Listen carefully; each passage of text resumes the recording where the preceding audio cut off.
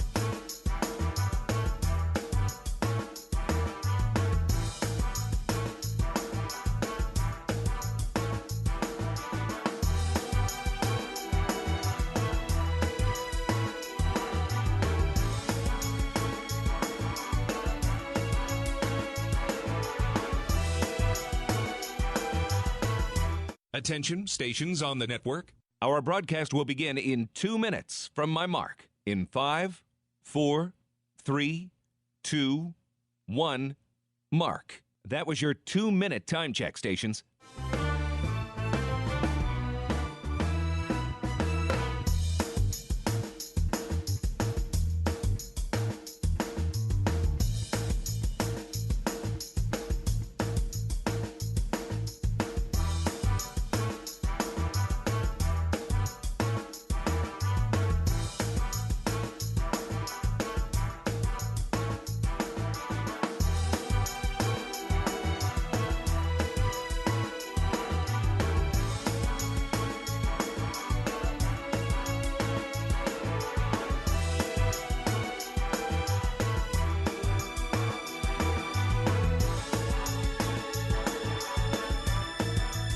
Attention, stations on the network. Our broadcast will begin in 1 minute from my mark. In 5, 4, 3, 2, 1, mark. That was your 1-minute time check, stations.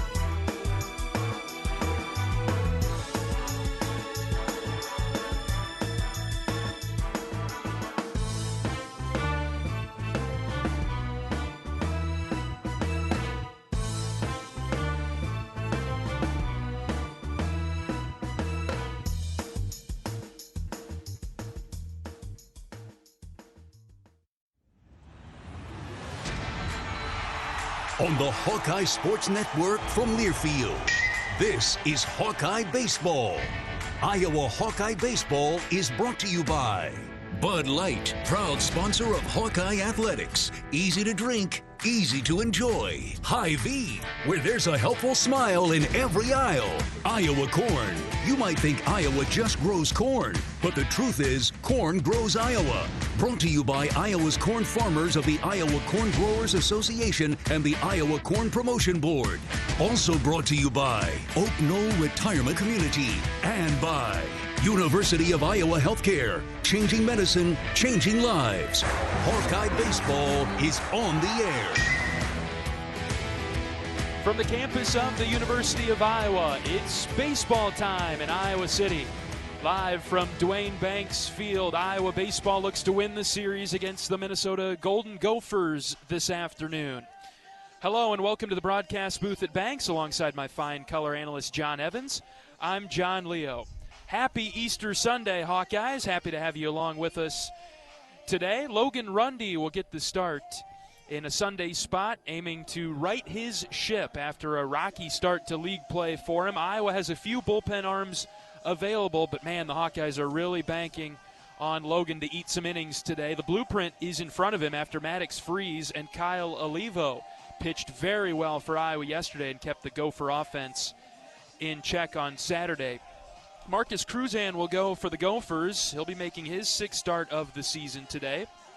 Another pretty good arm for Minnesota. Pitching has not been the Gophers' problem this year. We'll break down the pitching matchup a little bit later on. Major series for Big Ten standings purposes. It all hinges on this game today. The series is tied, and this one will decide its winner. It's the Gophers and the Hawkeyes, Minnesota and Iowa, from a sunny Dwayne Banks Field on this Easter Sunday in Iowa City, with first pitch coming up in about 30 minutes. It was a nail-biting, white-knuckle, thrilling win for Iowa yesterday as the Hawkeyes beat Minnesota 3-2 in walk-off fashion. Let's relive the highlights.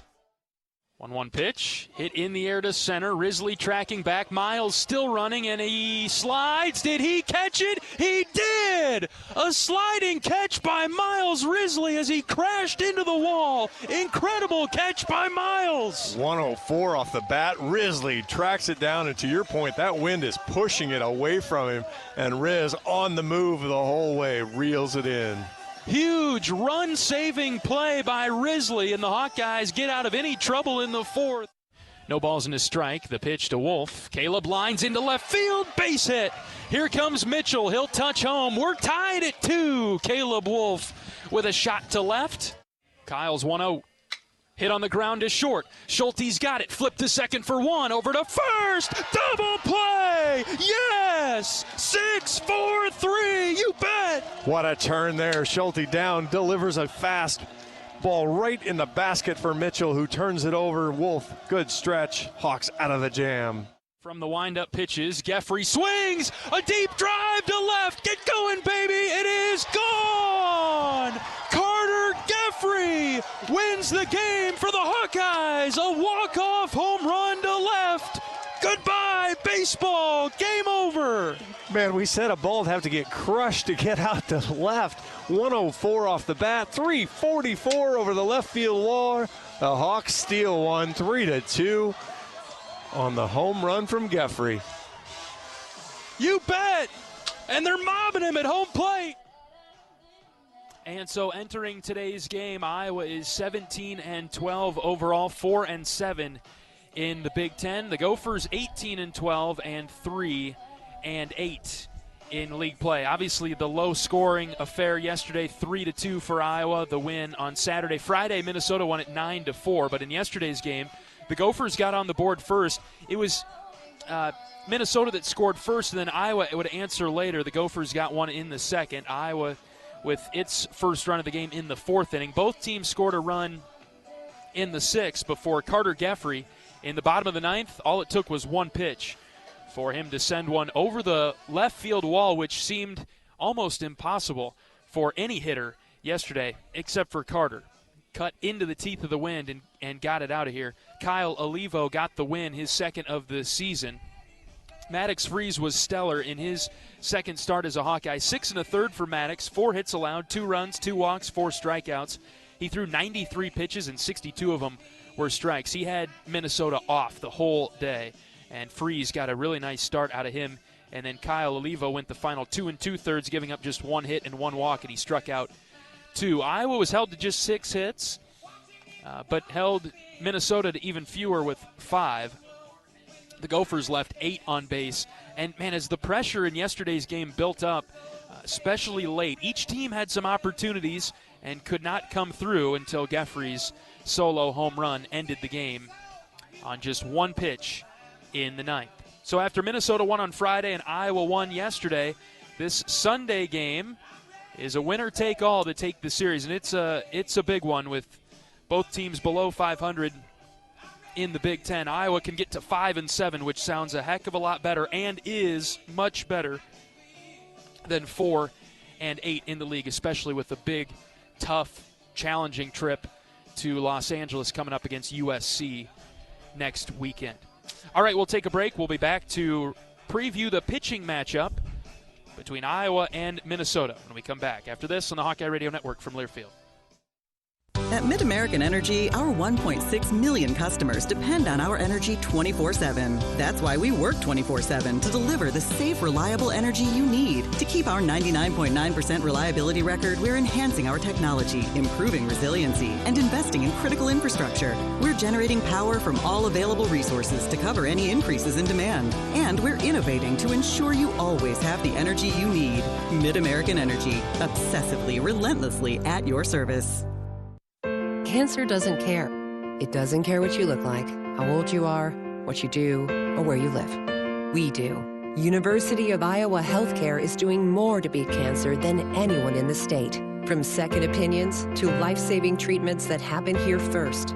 We lead the way in research, training, and care because we believe that UI Healthcare is here to make all of Iowa better. UI Healthcare, changing medicine, changing lives. Visit uihealthcare.org. Here come the Hawkeyes. And a Stockie racing to the basket, layup good. Iowa Athletics is gearing up for another amazing season filled with exciting matchups and electrifying plays. Working hard into the corner. Conscious a 3. Get your game face ready and come on out to cheer the Hawkeyes on all season long. Visit HawkeyeSports.com to find tickets, schedules, game times, and more. On Iowa, go Hawks. Touchdown! Touchdown, Iowa!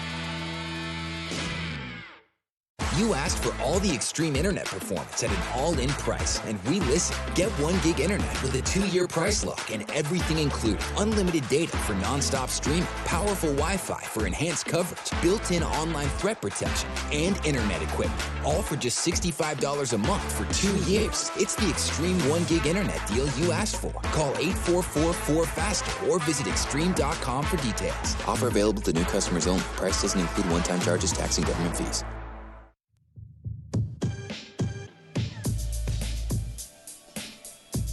John Evans and John Leo in the broadcast booth at Duane Banks Field in Iowa City. Minnesota wrapping up their infield warm-up as we get ready for first pitch. Still about 20 minutes away this Easter Sunday afternoon. Pitching matchup today. Marcus Cruzan will go for the Gophers, junior right-hander. He'll be making start number 6. Today, transfer in from St. Thomas. Knew that name was familiar from somewhere. He spent 2 years at St. Thomas. He made 13 starts last year for the Tommies, and he went 8-1. He had an ERA north of 5, but anytime you get 8 wins as a starting pitcher, pretty good shape there. Through 73 2/3 innings a season ago with 58 strikeouts. So a pretty good line for Cruzan as a sophomore at St. Thomas. Last season. This year, he's got a 2.84 ERA, so he's almost cut it in half. A 3-1 record through 5 starts with 25 1/3 innings pitched. So, in 5 starts and 6 total outings, 25 1/3. So maybe he doesn't go as long into outings as we've seen from Selving and Morton so far this weekend. 15 hits allowed, 8 earned runs. Here we go again with a pitcher that gets a lot of strikeouts and not a lot of walks. On here it shows Oh, that can't be right. He doesn't have 53 strikeouts in 25 innings. He's got 24 strikeouts in 25 innings. Something's wrong with the stat sheet there. 24 strikeouts and 7 walks for Cruzan, the starting pitcher today. And opponents only batting 170 against him, which is, in terms of starters, the best that we've seen this weekend from the Minnesota side of things. We look at his game-by-game statistics. Last time out, he went 4 innings against Ohio State, gave up 1 hit, had 3 strikeouts, and he threw 59 pitches in a game that Minnesota lost 12-9. No runs, 3 strikeouts and 1 hit, but he only lasted 4 innings and threw 59 pitches. So on an average of about 15 pitches an inning, he didn't make it very far. 3 2/3 at Indiana the weekend before that. Gave up 3 hits, 3 strikeouts in a 14-2 win for the Gophers over the Hoosiers. So he went 3 2/3 on 47 pitches and 4 innings on 59 pitches his last 2 outings. He has not allowed a run since March 8th against Omaha, where he got hit around a little bit, gave up 4 runs in 3 innings against Omaha. But in Big Ten play, he's been very good. He has not allowed a run to Big Ten opponents. Logan Rundy is the starter for Iowa today, right-handed senior, 4.94 ERA for Rundy, who has really struggled his last couple of outings for the Hawkeyes. A grad senior from Piasta. And he'll be making the start today. First time on a Sunday, 24 hits allowed, 13 earned runs, 22 strikeouts, and 5 walks for Rundy, who will be making team-high start number 8. He did pitch against Bradley in the midweek, had a clean inning, but in Big Ten outings so far against UCLA last Saturday, he did not record an out in the first inning. He gave up a hit, and he walked 2, and did all that before getting an out, and so Coach Heller pulled him pretty early. Before that, at Michigan State, he got hit around. So against UCLA, he struggled with control. Against Michigan State, the Spartans put some good at-bats together. He lasted 2 innings, gave up 5 runs on 6 hits, and did not get through the third. But one of his better starts was before that against Penn State. 6 innings, his season high in innings, 2 hits, 2 runs, 2 walks, and 6 strikeouts. In one of those gotta-have-it type of games for Iowa, he was the steady presence on the mound, and the Hawkeyes beat Penn State that day 13-4. So we're looking for Logan to return back to form and copy what Maddox Freeze and Kyle Olivo did yesterday against this Minnesota Golden Gopher offense. All right, we'll take a break. When we come back, we'll hear from head coach of the Hawkeyes, Rick Heller, as our pregame coverage continues on the Hawkeye Radio Network from Learfield. Our mission at Oak Knoll is to provide exceptional retirement living and health services through life care. I'm Steve Rowe, CEO. We are a not-for-profit life plan community and have served the Iowa City area for 58 years. Oak Knoll is located near the University of Iowa hospitals and clinics, Kinnick Stadium, Carver Hawkeye Arena, Hancher Auditorium, and downtown Iowa City. Visit our website at oakknoll.com to learn more. We are a proud sponsor of Hawkeye Athletics. Go Hawks! Hawkeye Nation, here's something big. U.S. Cellular is now part of T-Mobile. That means Iowa fans are now on America's largest 5G network, bringing even more strength and coverage to every game day and every day. As the official wireless partner of the Iowa Hawkeyes, we're proud to power every call, every post, every celebration. U.S. Cellular and T-Mobile, better together.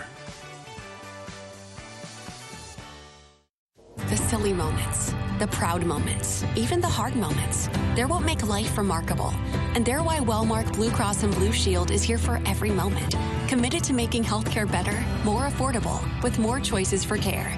And service and coverage that give you peace of mind no matter what comes your way. So you can show up for every tender moment, every brave moment, and every wouldn't miss it for the world moment, knowing that Blue is here for you. Go to Wellmark.com/every moment to find a plan right for you. Want all the benefits of a new Honda for a fraction of the price? It's not a dream. It's a dream deal. Get 0.99% APR financing on certified pre-owned Honda Civics, HRVs, CRVs, and Passports. Backed by Honda's 7-year, 100,000-mile warranty. Every certified pre-owned Honda goes through a 182-point inspection and is reconditioned like new. To get 0.99% financing on certified pre-owned Hondas, search your local Honda dealer today. See dealer for financing details. For well-qualified buyers. Offer ends 4/30/26.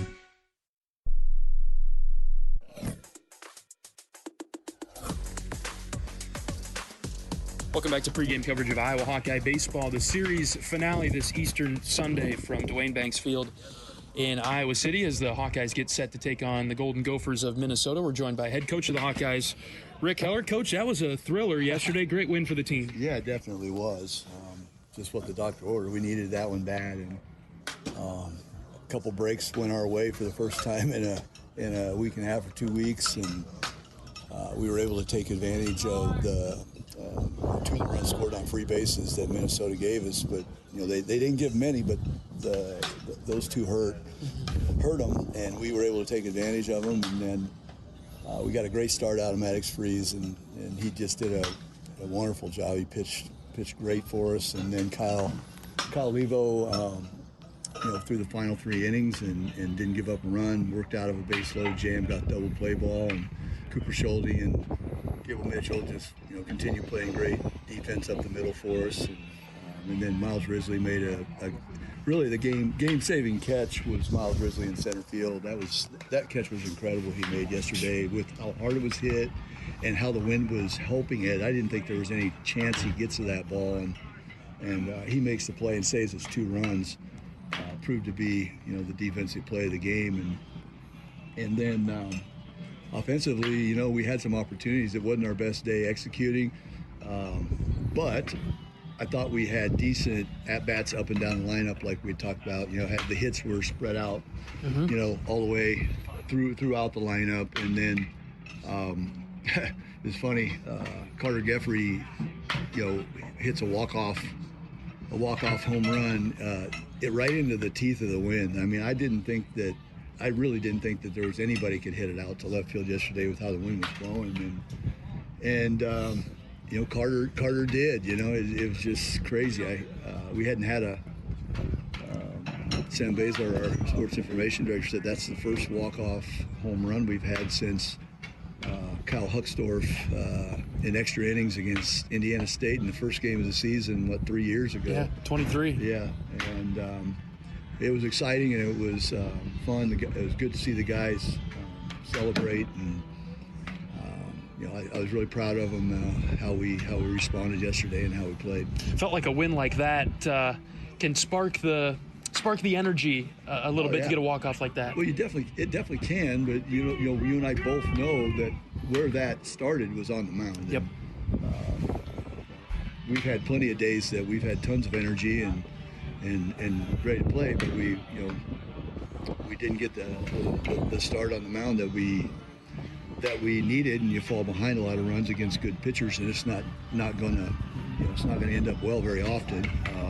And we need that today. I mean, we need to get a good start out of Logan Rundy, and then if we're going to win today, so there's going to be some guys take the mound that are the guys that normally throw on the midweek games, because we've used Guerin, we've used Bleeker, we've used Olivo, we've used Freeze, and this is the first time we've gone into a Sunday where we didn't have at least one of those guys available, at least to be like the second starter. And now Joe Husak did throw on Friday, but he'll be ready to go. And I think my plan, unless the score dictates it, but if it's a tighter game, as soon as Rundy's done, I'll likely go to Joe.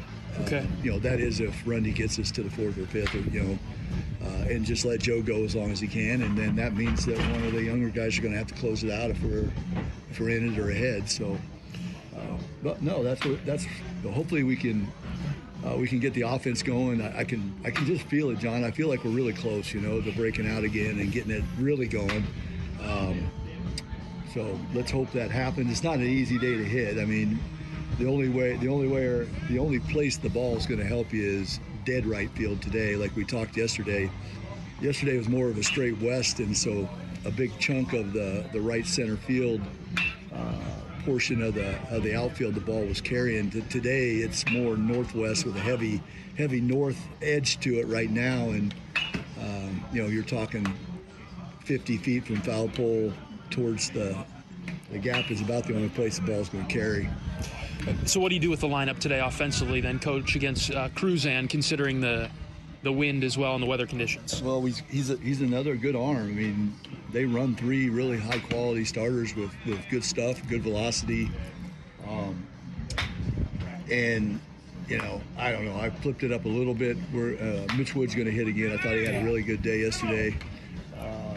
And then gonna give Brett White a shot. It's been a while since Brett started on the weekend, and give Strohmeyer a break. He's been struggling a little bit to get the ball in the air and just hitting a lot of ground balls. And we'll see if Brett can have a good day for us today. Give us a little spark, and then Jackson Frost will be at third. With Jackson at third, is that try to get him going again, or is Ben still a little banged up, not able to go 100%? What's your game plan there? No, it's just that honestly, Jackson was scuffling pretty bad earlier. He's actually been a lot better in the last 10 games. Ben, since he came back from the injury, I don't know. I think he's really close to 100%, if not 100%. It's just when you miss games, you get out of your flow, you get out of your routine. And it takes a little bit to get back into it, and I just feel like Jackson's in a better place right now than Ben, and that's the only reason I'm going with him today.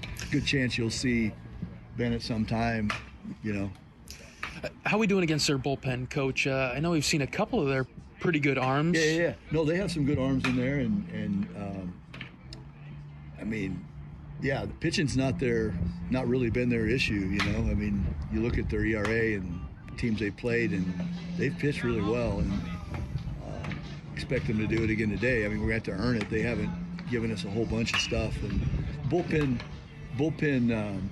There are a couple guys that are more stuffy that will give you a free base here and there, but nothing crazy. We're going to have to, going into it, we're going to have to earn it.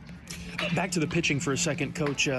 With Logan on the mound, man, he's due for a good start. It's been a rocky Big Ten season for him, but is there anything that he can pull from yesterday's start? Was there a message like that? Like, hey, guys, it's something as simple as going out there and just one pitch at a time like Maddox and Kyle were doing yesterday. Well, yeah, I mean, there's always the message, but easier said than done, once you get out there. All the pep talks in the world don't mean a whole lot when somebody smacks you in the mouth. Yeah. You need to be tough, and you need to be able to find ways to get it done even when you don't have your best. But to your point, you would think that Logan is due for a good one after the 2 rough ones that he's had. And I know he had a week where, we talked a lot, and he's chomping at the bit to get back out there. I was wondering that. He seems like a guy that would be receptive to some strong coaching, right? Well, when you think about it, I mean, like it's his last year. Yeah, that's it. Let's go. Yep. I mean, let's get through this and enjoy it, and look in the mirror when it's over and have no regrets, and let's go. You need to step up and help the team. What do you think it is about his pitching the last couple games that needs to change? Is it location, just throwing strikes, or just forget the whole thing? And he went from pretty much an elite strike thrower, which is why we loved him on Saturday. And he pitched great.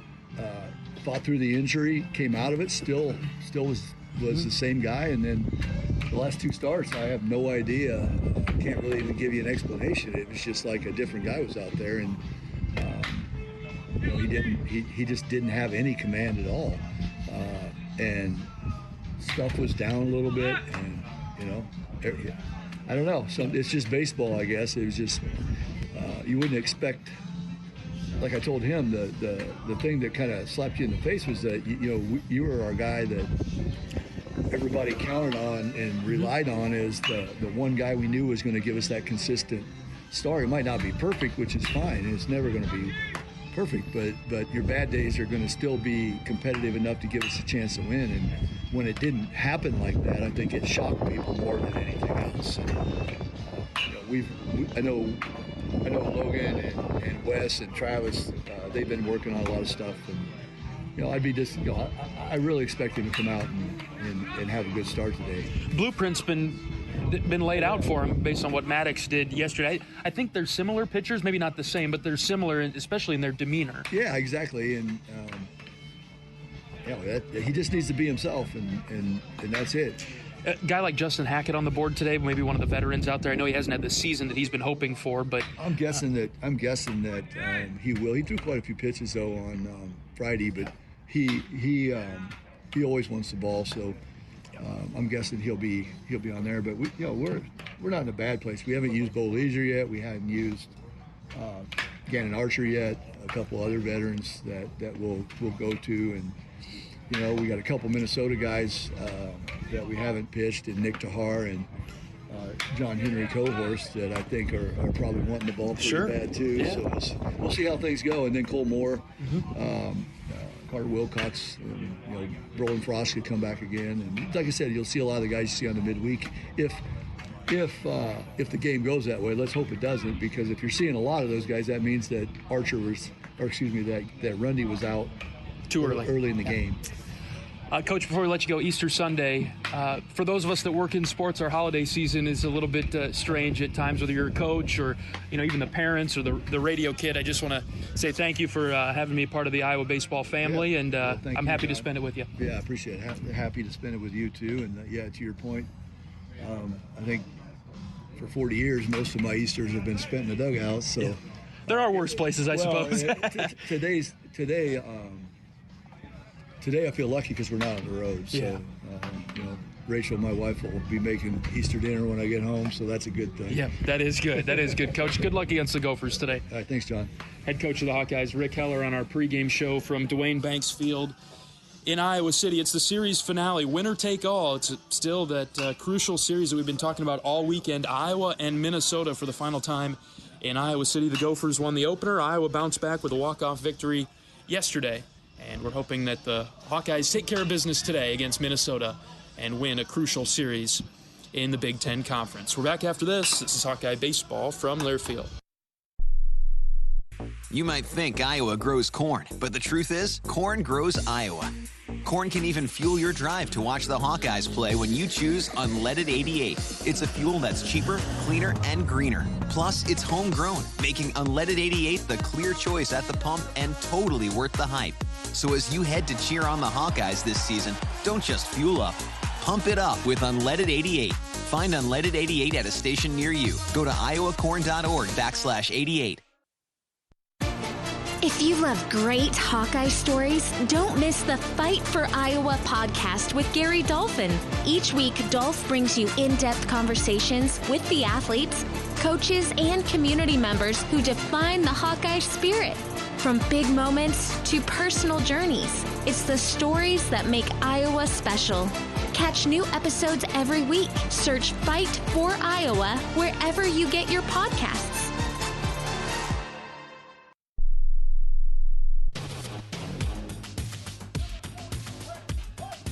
Iowa and Minnesota for the final time this weekend. The Gophers won on Friday. Iowa won yesterday, so the winner of this game takes the series. It's a big one in the Big Ten standings as the Hawkeyes are getting set to take the field as we're about 5 minutes away from first pitch. Let's pause 10 seconds for station identification.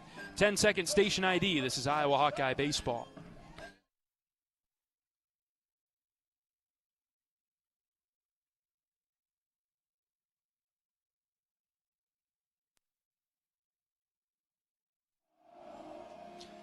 As the Hawkeyes get ready to sprint onto the field, we'll take our final pregame break, and we'll be back with starting lineups and first pitch. This is Hawkeye Baseball from Learfield. You power your day with passion and purpose. It's the same for Alliant Energy. We're modernizing the grid, blending new, renewable, and traditional energy sources to meet growing demand safely and reliably. We're rising to the challenge to meet your energy needs today and for generations to come. Visit AlliantEnergy.com/poweringbeyond to learn more. You're a Hawkeye. You named your dog Kinnick and your cat Herky. Your morning alarm is back in black. Yep, you're a Hawkeye. And now it pays to be a Hawkeye with a Hawkeye account from Community Choice Credit Union. Low fees and great perks, plus Iowa exclusives like your choice of a Hawkeye-powered Visa debit card, Iowa merchandise, and exclusive giveaways. You've spent more time at Finkbine than you have at your office, so we know you're a Hawkeye. Now make it pay with a Hawkeye account from Community Choice. Learn more at HawkeyeAccount.com.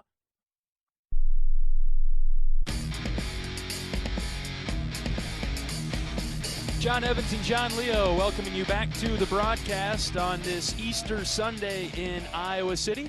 The Hawkeyes and the Golden Gophers for the final time this weekend. All right, John Evans, less of Friday, more of Saturday, please. Let's win this one. Yeah, that was hadn't even really thought about it until was sitting with the guys in the dugout before the game looking up at the scoreboard. And it was like, our first lead of the series came on the first pitch of the bottom of the ninth inning yesterday. Ooh. But, I mean, that's it's like getting your first lead in overtime or the last kick of a football game. You'll take it. It was good timing, and Carter Geffrey with the bomb got us going. So, yeah, that's just an extremely well-pitched game. That's probably more used to what more of what we've seen in the last few years. I was looking at it with Minnesota with their 4 ERA, and Iowa's up over 6. We're not used to seeing that the last few years here. Yeah, more of yesterday. Maddox Freeze and Kyle Olivo were lights out for the Hawkeyes. We'll see what Logan Rundy has up his sleeve today. We need Logan to be back to his usual self. We'll get you Rundy's stats in a moment here, but the starting lineup for the Golden Gophers looks like this today. Pretty similar the first 5, but they make some changes towards the bottom of the lineup today. Jack Spanier, the shortstop, will lead things off. Easton Richter is in center, batting second. Weber Niels, the catcher, will bat third. Middle of the order today, Davis Hamilton in the cleanup spot and playing third base. Charlie Sutherland in right field batting fifth. Ty Allen plays left field for Minnesota, and he'll bat sixth. 7, 8, 9, Jack Mosh, the second baseman. Jackson Aiken, the DH, and Jack Bellow, the first baseman. That is the Golden Gopher lineup today, as Iowa defensively looks like this. Jackson Frost at third. Cooper Schulte and Gable Mitchell up the middle. Caleb Wolf is the first baseman. Outfield left to right, Joey Narrett, Miles Risley, and Brett White gets the start in right. Starting catcher is Carter Geffrey, and Logan Rundy is today's starting pitcher. 1-2 on the season. He's got 8 appearances, 7 of those are starts. A 4.94 ERA, 23 2/3 innings, 24 hits, 15 runs, just 13 of those earned. Only walked 5, struck out 22. Opponents hitting .261. He's given up some damage, but like we saw yesterday, the wind's kind of blowing the same way. You can get it out to hard right. You're not really probably going to get it out to left. Get in the zone and throw strikes like that first pitch strike there. Breaking ball in there for strike number 1. Good start for Rundy as the home plate umpire Justin Robertson calls strike 1. Mike Weinstein down the line at first. Mike Fichter at second. John Coons over at third. That's the umpiring crew today. No balls in a strike. Rundy pitches to Spanier. It's hit on the ground, left side. Schulte's got it at short. He steps and throws across the diamond, pulling Wolf off the bag, and he is tagged out. Wolf had to come off the bag. He was in the splits down the line towards home plate. Made the catch and the tag on the way by. Outstanding play from Wolfie there as he caught Spanier on the knee running past him and was able to make the play. So at least Schulte's throw was to the first base or the home plate side, so he was able to make the sweep tag. We're going to have to ask Caleb at some point this season where the flexibility comes from. He doesn't strike me as an overly flexible guy, but it's pretty automatic that he goes down into the splits. He's able to come up with it. Rundy deals outside, ball 1 to Easton Richter, center fielder and left-handed hitter for the Gophers, leading the team in doubles and home runs with 13 doubles and 9 jacks.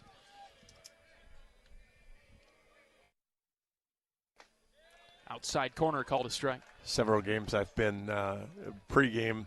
He'll go out after his group hits and he'll field balls at shortstop, and so then I've grabbed the glove and I've grabbed his glove actually and ended up playing first base over there, catching balls for him. And last couple of games, he's decided to make it as incredibly difficult on me as possible. He throws these handcuffed balls to me and about as fast as my old body can do to get out of the way. Wolfie? Yeah. It's like I'm not going into the splits to catch him. I'm going to try not to make sure nobody gets hurt in the dugout. 1-2 on Richter. Rundy fires, and he swings and misses. He struck him out. Buried a changeup, and Richter was way out in front. 2 down in the Gopher first. I think I'll speak for myself, but if I were to go down into the splits, John, I'm going to need significant help from somebody else getting back up. I'll need medical attention. Jake? I mean, he a surgeon, I think. Logan with a strike to Weber Niels to start the at-bat. Niels, right-handed catcher, batting .356, leading the team for Minnesota. He's a senior. We don't know our schedule for next year, but I don't think we'll see Niels anymore. He's been around forever. He's been a key part of this Gopher team for all 4 years that he's been there. Yeah, and just gotten better. I mean, that's, you see him now hitting .356. Just he captains a good plate. Ball and a strike. Rundy pitches. Slider just down and away. Had some good bite to it. Niels, the veteran, held off. He made the play on the Risley bunt yesterday down the line and down the first base line, was able to avoid Risley. Good athletic play to get the out. Fastball just down and in from Logan. I like that spot, but it missed, and it's 3-1.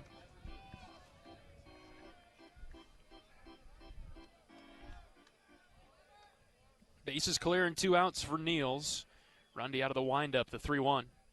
That's at the knees, 3-2.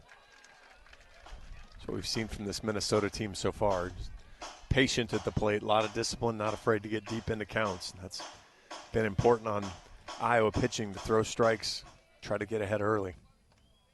Full count pitch from Rundy. Here it comes. Slider down and out. Missed.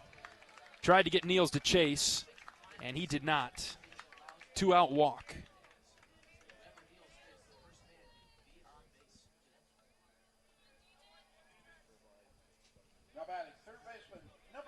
Logan was trying to hit an edge there and held on to it a bit too long as it drifted away from the right-handed hitter. Here's Davis Hamilton now. He's dangerous for the Gophers in the cleanup spot. Had a home run yesterday. Had 2 doubles on Friday. First pitch swinging and fouling it off to the left. Is Hamilton, the third baseman, left-handed hitter. A bright, sunny day at Banks. This is by far the best day that we've had this weekend. Yesterday, totally out of the question. It was ice cold. So we knew that was going to be at the bottom of the weekend. Sun shining brightly today. Not a cloud in the sky. Here comes the 0-1 from Rundy. Drifted outside, count even. Other than the sun, I'm not convinced today's better than Friday yet. Right. I think the sun is giving us a chance today to warm up, hopefully. Yes.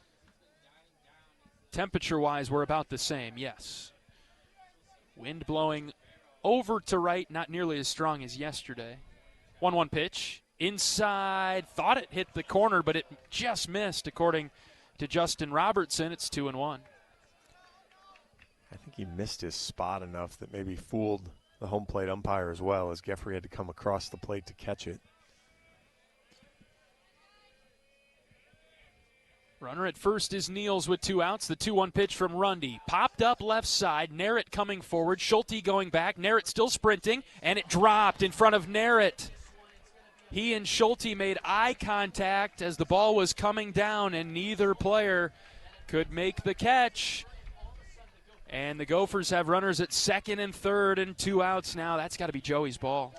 Yes and no. I mean, that you look at where Cooper peeled off from, and that was right on him. Now, the thing we don't know is, did Joey think he had it, called Cooper off, and then, the wind kept pushing it and he couldn't get there. And so, because if you're the infielder, you're taught you go back until you hear the outfielder call you off. And it looked like Cooper peeled, so evidently Joey called him off and then couldn't get there to make the catch.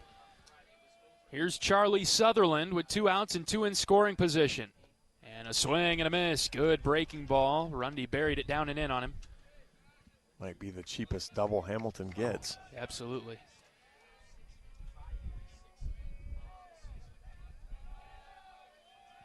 Oh, 0-1 on the left-handed right fielder. Rundy from the stretch, pitches. Low and out. 1-1 now. Geffrey will have to be good behind the plate. He's been mostly pretty good as a backstop. Ran into a couple of issues yesterday, but Really need to be good here with 2 outs and runner at third. Yeah, he's been awesome. He had one ball that just kind of inexplicably got through him. And 1-1.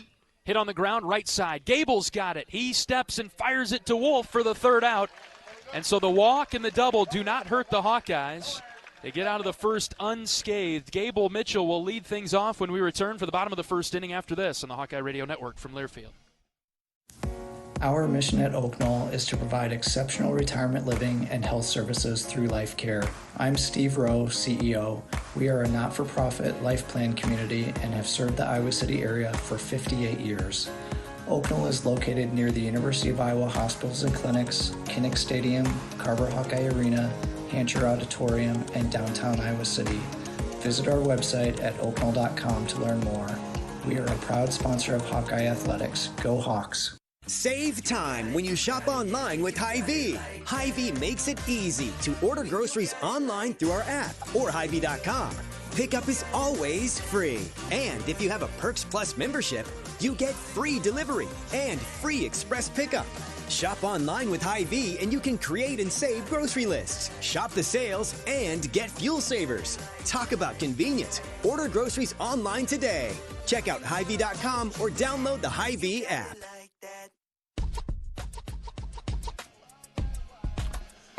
Oak Knoll's mission is to provide exceptional retirement living and health services through Life Care, a not-for-profit life plan community serving the Iowa City area for 59 years. Oak Knoll is conveniently located near the University of Iowa Healthcare Campus, Kinnick Stadium, Carver Hawkeye Arena, and downtown Iowa City.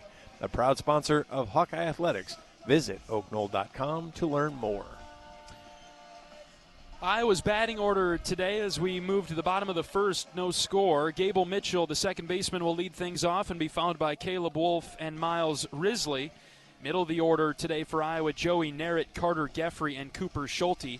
7, 8, 9 for the Hawks. Mitch Wood, the DH, Brett White, and Jackson Frost. They'll be facing starting pitcher for Minnesota, Marcus Cruzan, junior right-hander from Highbridge, Wisconsin, spent his first 2 seasons at St. Thomas.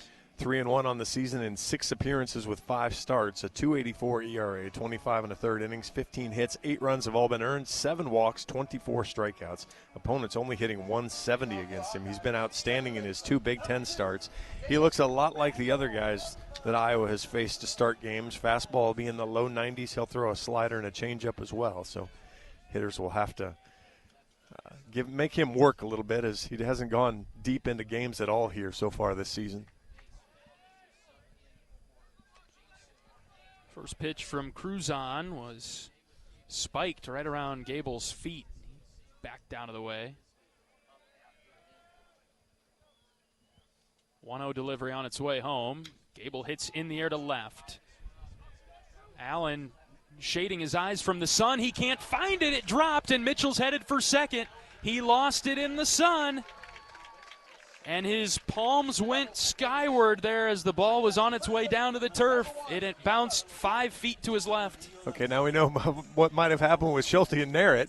As he ran over there, he ran to the right spot, and evidently somewhere in the transition. Again, it's a kind of a light blue sky. There's no background to it, and then you've got the sun pushing right up to it. Shortstop didn't see it either. He didn't track out at all, and so yeah, it's.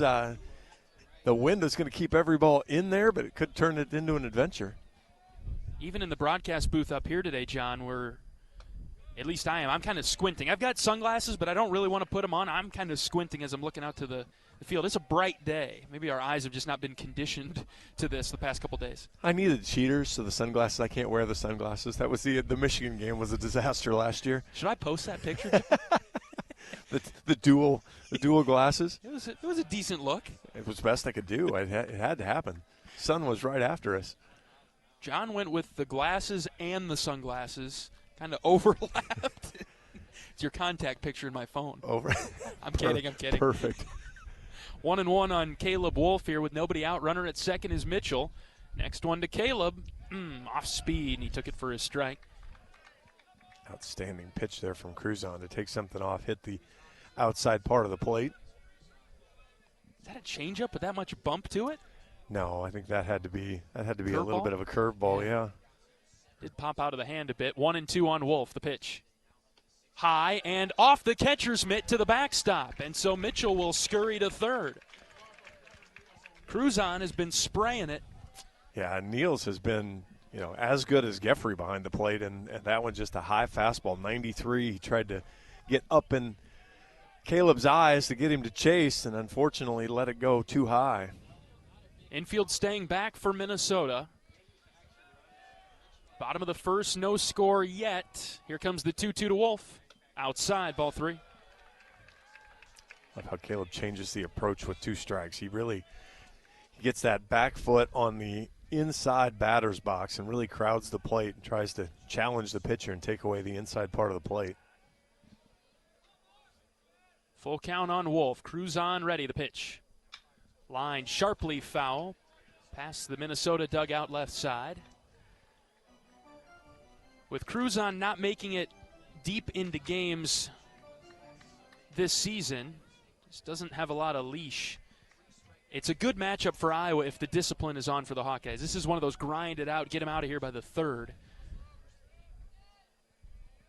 3 balls and 2 strikes, another payoff pitch. Wolf sends a chopper up the middle, long run for the second baseman, backhand stop, no play. Wolf is there at first, and he brings home Mitchell on the infield single. Iowa on the board, it's 1-0. Seeing eye single there, chopper 43 miles an hour up the middle, but got it to Cruzon's right, left, I guess, depending on which way he's facing, but to the first base side. Good range there from Mosh, but had no play to get it to first to get Wolf. So the double by Mitchell that Allen lost in the sun in left. Gable comes around to score, and here's Miles Risley. Fastball strike 1, Risley taking all the way. So Iowa works around the sun double, and Minnesota not able to here in the first. Wolf with a good lead at first base. Nobody out, and the 0-1 to Risley. Hit in the air to left. Allen's got this one. No problem with the sun on the line drive from Risley. Miles is out number 1. Yeah, didn't hit it high enough to test him in the sun that time. Wasn't a head high line drive, but it was one that didn't have as much difficulty tracking.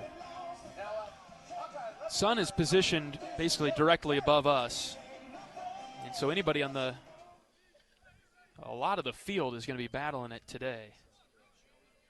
Here's Joey Narrett with 1 away. Wolf still at first. Narrett swings at the first pitch. This is popped up left side. Gophers coming together. The shortstop is over there. Spanier makes the catch right on the line, and Narrett pops up and out. Unfortunate. I mean, you've really got Cruzon reeling pitch-wise, except to Risley and Narrett. The first 2, Mitchell and Wolf, saw a few more pitches, but Risley and Narrett go down on a combined 3. And here's Carter Geffrey. He got a first pitch fastball, just didn't do anything with it. Geffrey in the right-handed batter's box. Firm fastball is outside of Geffrey. Carter with the walk-off winner yesterday as Iowa beat Minnesota 3-2. Never noticed how that Ohio State flag hangs over the field of play over there. 1-0 to Geffrey. Popped it up right side. Long run for Sutherland in right, and he will run out of room. Yeah, there's every flagpole has just one flag on it except for the ones in the right field and left field corners. Right field, Illinois and Northwestern share a flag. In left, that's Ohio State and Maryland. And you're right, John, the Ohio State flag pretty low there. 1-1 in on the hands of Geffrey. It hit him. About the last guy that Iowa could. Boy, our catchers are getting picked on with balls getting hit in the hand. He looks all right. Man, oh man. Delgado got hit in the hand the other day. He's been hit twice in the hand. Carter looks to be okay. Can't tell if he's got a guard. I think he's got a little bit of a guard there. Sounded a little more plasticky than soft flesh, bone. Yeah. All right, 2 outs for Cooper Schulte. Good cut by Cooper, and he fouled it back. First and second for Schulte. Iowa leads it 1-0. Bottom of the first. Schulte batting .316.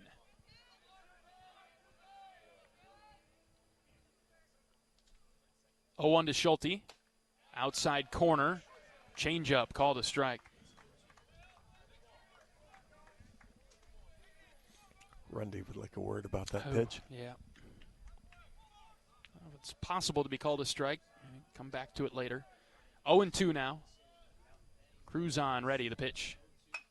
Ground ball, right side, through into right field. Wolf getting the wave around third. Here comes Caleb. The throw is not in time. Wolf slides head first and touches home. Schulte on the ground ball into right puts Iowa up 2-0. Seeing eye single again as he just hit that through the infield. We've seen the first baseman make some pretty good plays this one, but this was far enough where Bello couldn't come up with it. We're going to have a team chat at the mound from Minnesota that doesn't involve a coach. Cooper only hit that 85 off the bat. Is that the weakest he's hit one all weekend? Yeah, Cooper's been crushing it. He'd been, I was watching him today in batting practice again too, and man, just the bat speed coming through, and he's hitting so many balls hard and on the barrel. Probably deserved a little sneaky one there. Inning continues for Iowa. Mitch Wood is up. Back-to-back starts for Mitch as the DH. Good day for Wood to hit. He can go opposite field. He's got a bit of a longer swing that he extends and hits a lot of fly balls to right. Wind blowing over and out there today. First and second, 2 outs. First one to Mitch. He fouled it off over to the right side. Yeah, the hit last year against Michigan to right. Had one Bases clearing double, yeah. Yeah, the game before, game after, when he got one out into the right center field gap, almost got one. No balls and a strike on Wood, the 7-hitter, right-handed DH. Skies one to right. Sutherland running over, sprinting past the line, over near the half wall, and that's into the Iowa bullpen.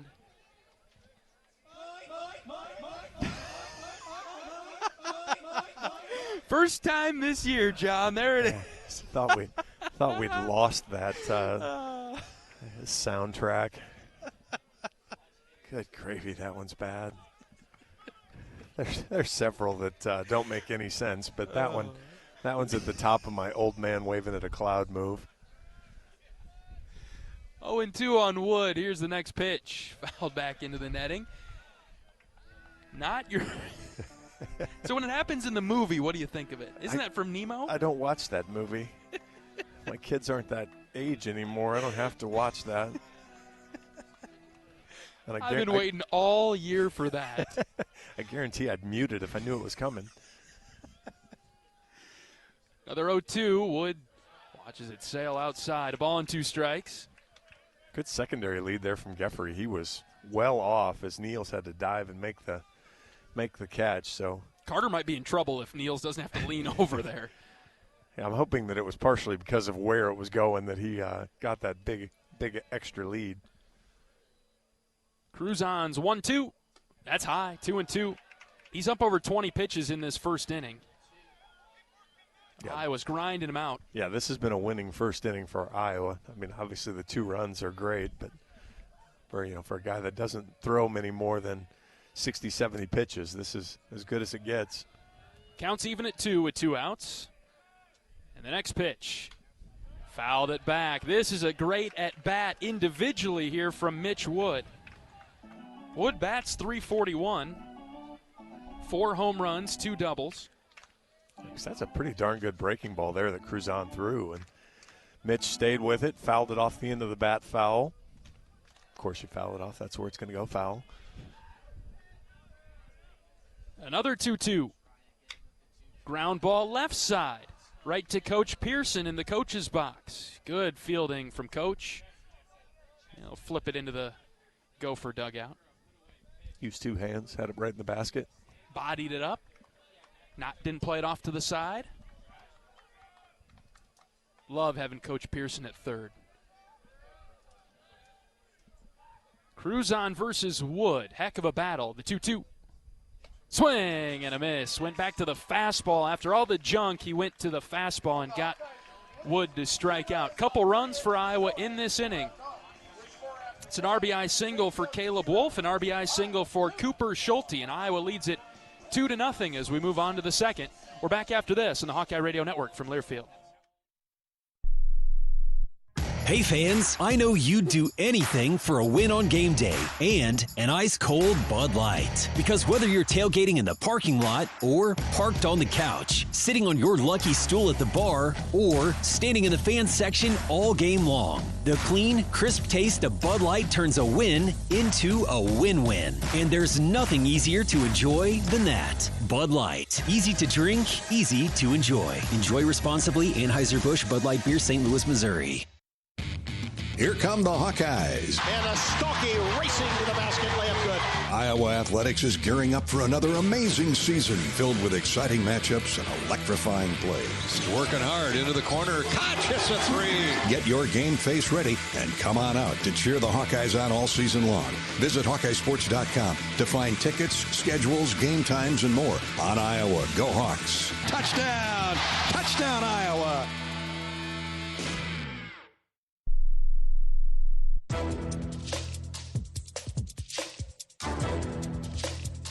This copyrighted broadcast is an exclusive presentation of Learfield under the broadcasting rights granted by the University of Iowa. Reuse of this presentation is prohibited without the expressed written consent of the university and Learfield. Announcers are provided by Learfield and approved by the university. Hawkeye Baseball is brought to you by Riverside Casino and Golf Resort. Stop by today for a relaxing massage at the spa, fine dining at Ruthie's Steak and Seafood, and so much more. Visit Riverside Casino and Golf Resort today, located minutes south of Iowa City. Or join the Weber family and 20 folks down there for Easter brunch. Excellent. You missed out, huh? I missed out. What are you going to have tonight? You going to have something later? You got something at home? I have no idea. Know what I'm doing either. Starburst jelly beans. Easter Bunny was good to me there. Nice. Logan Rundy pitching for Iowa into the second. 2-0 Hawks. Slider in the dirt to Ty Allen, the left fielder, and 6-hitter for the Gophers. We talked about it a little bit before the game with Coach Heller. You know, working in sports, you're part of the team, part of the support staff. In your holiday season, you think of football and basketball. I mean, Thanksgiving is a big holiday, and usually basketball's playing somewhere. Football is, we got that Nebraska game around. So, working in sports and getting around holidays, a little challenging. At least we don't have typical plans like a traditional job, I guess, working in sports. So we spend them at the venue, at the park, and we're happy to be a part of the Iowa baseball family. Spent Thanksgiving in Los Angeles 2 years ago with the volleyball team. That's right. Chicago a couple years before that. We'll see where they put us this year, John. We were home this year, so that probably tells you where we might be at. Not home. Although, if the Big Ten does change the schedule that way, it might work out all right.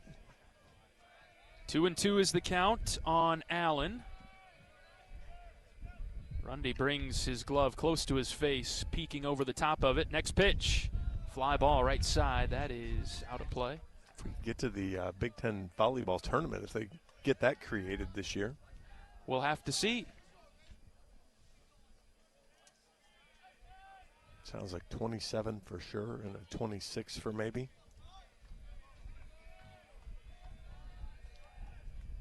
Another 2-2 from Rundy. Here it comes. Fly ball again to the right side. This a bit deeper and still foul. Allen hanging tough.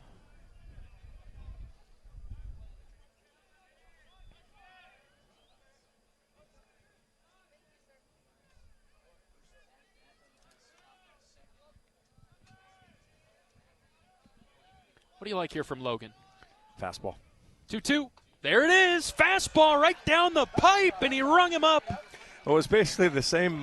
Cruzan did the same thing to Woody. Was breaking ball that he kept fouling off and staying alive. And so then eventually you just going to speed his bat back up, see what happens.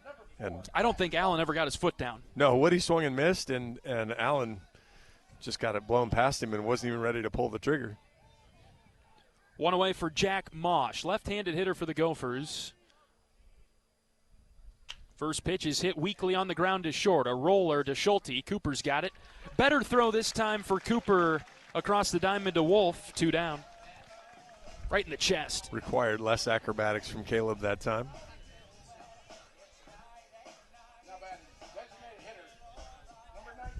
Very similar in this second inning for Rundy to get a strikeout and a ground out to Schulte. Now, in the first, after getting the first 2 outs, he went walk and double. Let's see if he can have a 1-2-3 inning and get Jackson Aiken the DH as he dealt a fastball up and in for a called strike on Aiken, the right-handed hitter. I'd like to think he doesn't pitch around Aiken the same way he pitched around Niels. So just very limited at bats. 5 at bats on the season so far. Oof. Without a hit.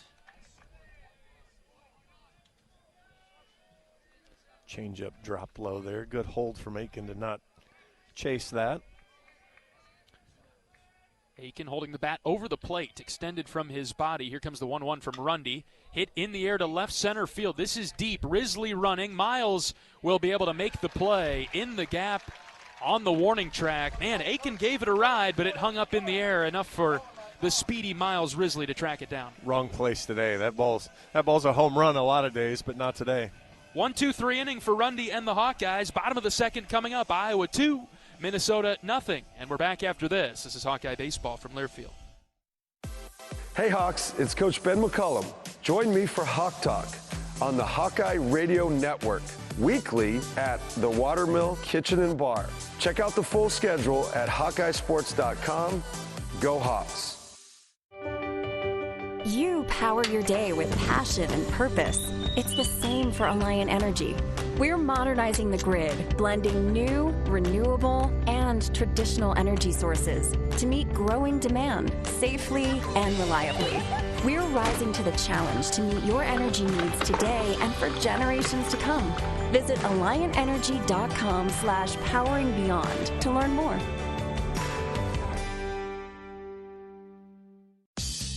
Hey, it's Coach Jan Jensen. Join me for Hawk Talk on the Hawkeye Radio Network, weekly, live at the Watermill Kitchen and Bar at the Iowa River Landing. Check the full schedule at HawkeyeSports.com. Go Hawks! Hawkeye fans, experience your home away from home at Coralville's finest all-suite hotels. Homewood Suites and Home to Suites by Hilton each offer guests spacious suites, complimentary breakfast, 24-hour fitness center, pool, hot tub, guest laundry, and convenient locations. Let your warm and friendly staff take care of you and your family when you visit Hawkeye Country. Brett White will lead off the second inning for the Hawks. Iowa leads it 2-0. White getting the start in right field today, replacing Kellen Strohmeyer. Left-handed hitter in the box. First one to Brett. Good cut, and he missed it. White, the 8-hitter, redshirt freshman, batting .348. He's 8 of 23 on the season. Making his third start of the year, and he takes one up and in for a ball. Illinois got 5 runs in the top of the first against Purdue, but then Purdue's answered back with 8 consecutive runs, 8-5, bottom of the fourth, over in West Lafayette. 1-1 is outside. Good take from Brett. USC had UCLA on the ropes yesterday. UCLA came back and won the game, robbed what would have been a game-tying home run in the ninth. 2-1 is inside to Brett. 3 balls and a strike. Yeah, UCLA is just, I mean, they're 14-0, so they're basically they're a game away from going through the first half of the season unbeaten, and have done it by beating some quality teams. That'd be a top 10 sweep. 3-1. That's over for a strike. They could beat USC today. 28-2 overall, 14-0 in the Big Ten. I don't want to see an upset, angry, mean, and mad USC next weekend, but we might be getting it anyway. I think, yeah, even if you only get one. But 3-2 is ball 4, down and in. White draws the walk. Good start to the inning for the Hawkeyes. But maybe that air of invincibility of their pitching staff had been putting out there early on gets bumped around a little bit. Yeah, Mason Edwards, arguably the best pitcher in the country, did not even get to the 5th against UCLA on Friday. And his next start will be on Friday against Iowa. Here's Jackson Frost, the 9-hitter, showing a bunt, and he popped it up first base side. It's going to stay fair. The pitcher picks it up. Here's a good underhand flip today by Cruzon to first to get Frost. It moves White up to second base. Frost executes a sac bunt there. Almost beat it out. He couldn't get as much momentum into the underhand toss, so it was better. Yeah. Morton really struggled with that yesterday. 2 throwing errors. One didn't hurt him, and one really did. One away for Iowa's top of the order, Gable Mitchell. He doubled to left his first time up, and he takes an up and in quadrant strike. Brought his hands close to his chest there. He thought it was a little too high and tight. Gable with a bright blue bat this year, waving it above his back shoulder. Here comes the 0-1, and he took another strike. He was leaning over the zone. I don't think he was expecting fastball. It's 0-2. No, I think he was ready to kind of chase not chase, but track the changeup, and got the straight fastball instead. White, the runner at second base for Iowa. 2-0, bottom of the second. The Hawks with the lead. Here's the 0-2. Gable hits this in the air to left center. Outfielders coming together, and it's the center fielder, Richter, who makes the catch in the gap. Gable flies out. And Caleb Wolf will come up now with 2 down. Now, the Big Ten standings are pretty interesting. You know, you've got the top that's pretty darn good. UCLA, Nebraska is 10-1, trying to sweep Penn State to get to 11-1.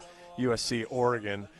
Then you've got kind of a mushy middle, and that's what'll make the race for the Big Ten tournament pretty compelling. Top 12 teams make it to the Big Ten tournament. Here's Caleb Wolf. First pitch swinging and skying a ball down the left field line into foul ground. Third baseman is over, and he caught it in front of the half wall. And so the leadoff walk to Brett White is not fruitful for the Hawkeyes. After the sac bunt, 2 flyouts by Mitchell and Wolf. And we'll move on to the third. We'll check those standings when we come back. Iowa leads it 2-0. This is Hawkeye Baseball from Learfield. You power your day with passion and purpose. It's the same for Alliant Energy.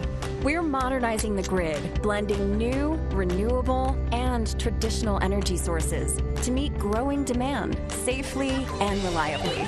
We're rising to the challenge to meet your energy needs today and for generations to come. Visit AlliantEnergy.com/poweringbeyond to learn more. Hello, Iowa.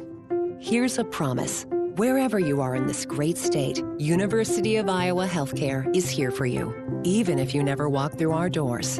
Educating, caring, leading research, sharing our expertise with all. Because we believe that UI Healthcare is here to make all of Iowa better. UI Healthcare, changing medicine, changing lives. Visit uihealthcare.org.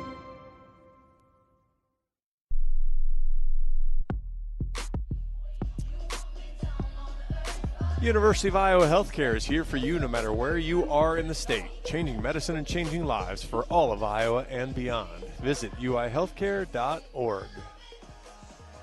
Iowa takes a 2-0 lead into the third. The Hawkeyes with a pair of runs in the first inning. Logan Rundy back to the mound for the black and gold. He'll face 9-1-2, Bello, Spanier, and Richter. We were talking about the standings. You know, obviously with 17 teams, you've got an opportunity to play 16 different teams, and you're going to get 10 series.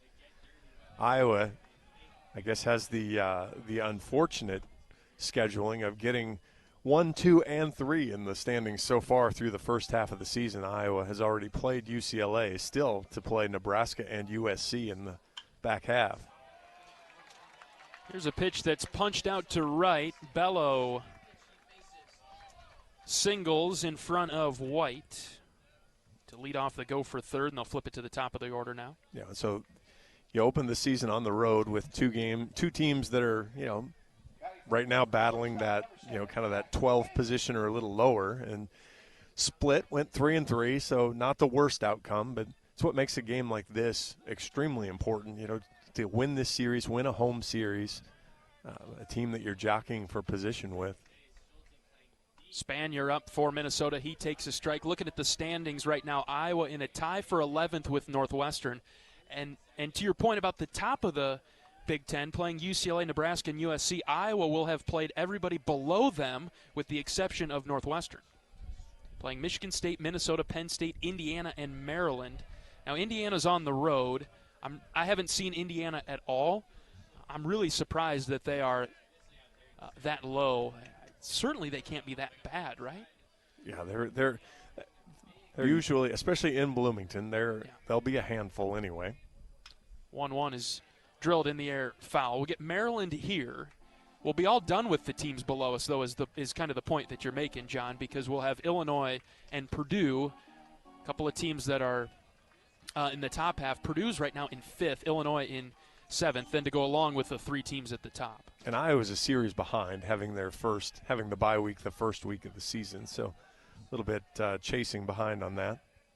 Ball and 2 strikes on Spanier. Rundy delivers low, 2-2. Do you think that's a good thing or a bad thing for Iowa as we drift towards the end of the year? Hard telling at this point? Yeah, I mean, it's going to let you know what you need to do, but hopefully we won't need to do anything in the last couple of weeks in terms of qualifying for the Big Ten tournament. Hopefully we'll be well in the clear, but the schedule is tough. 2-2 is called, third strike.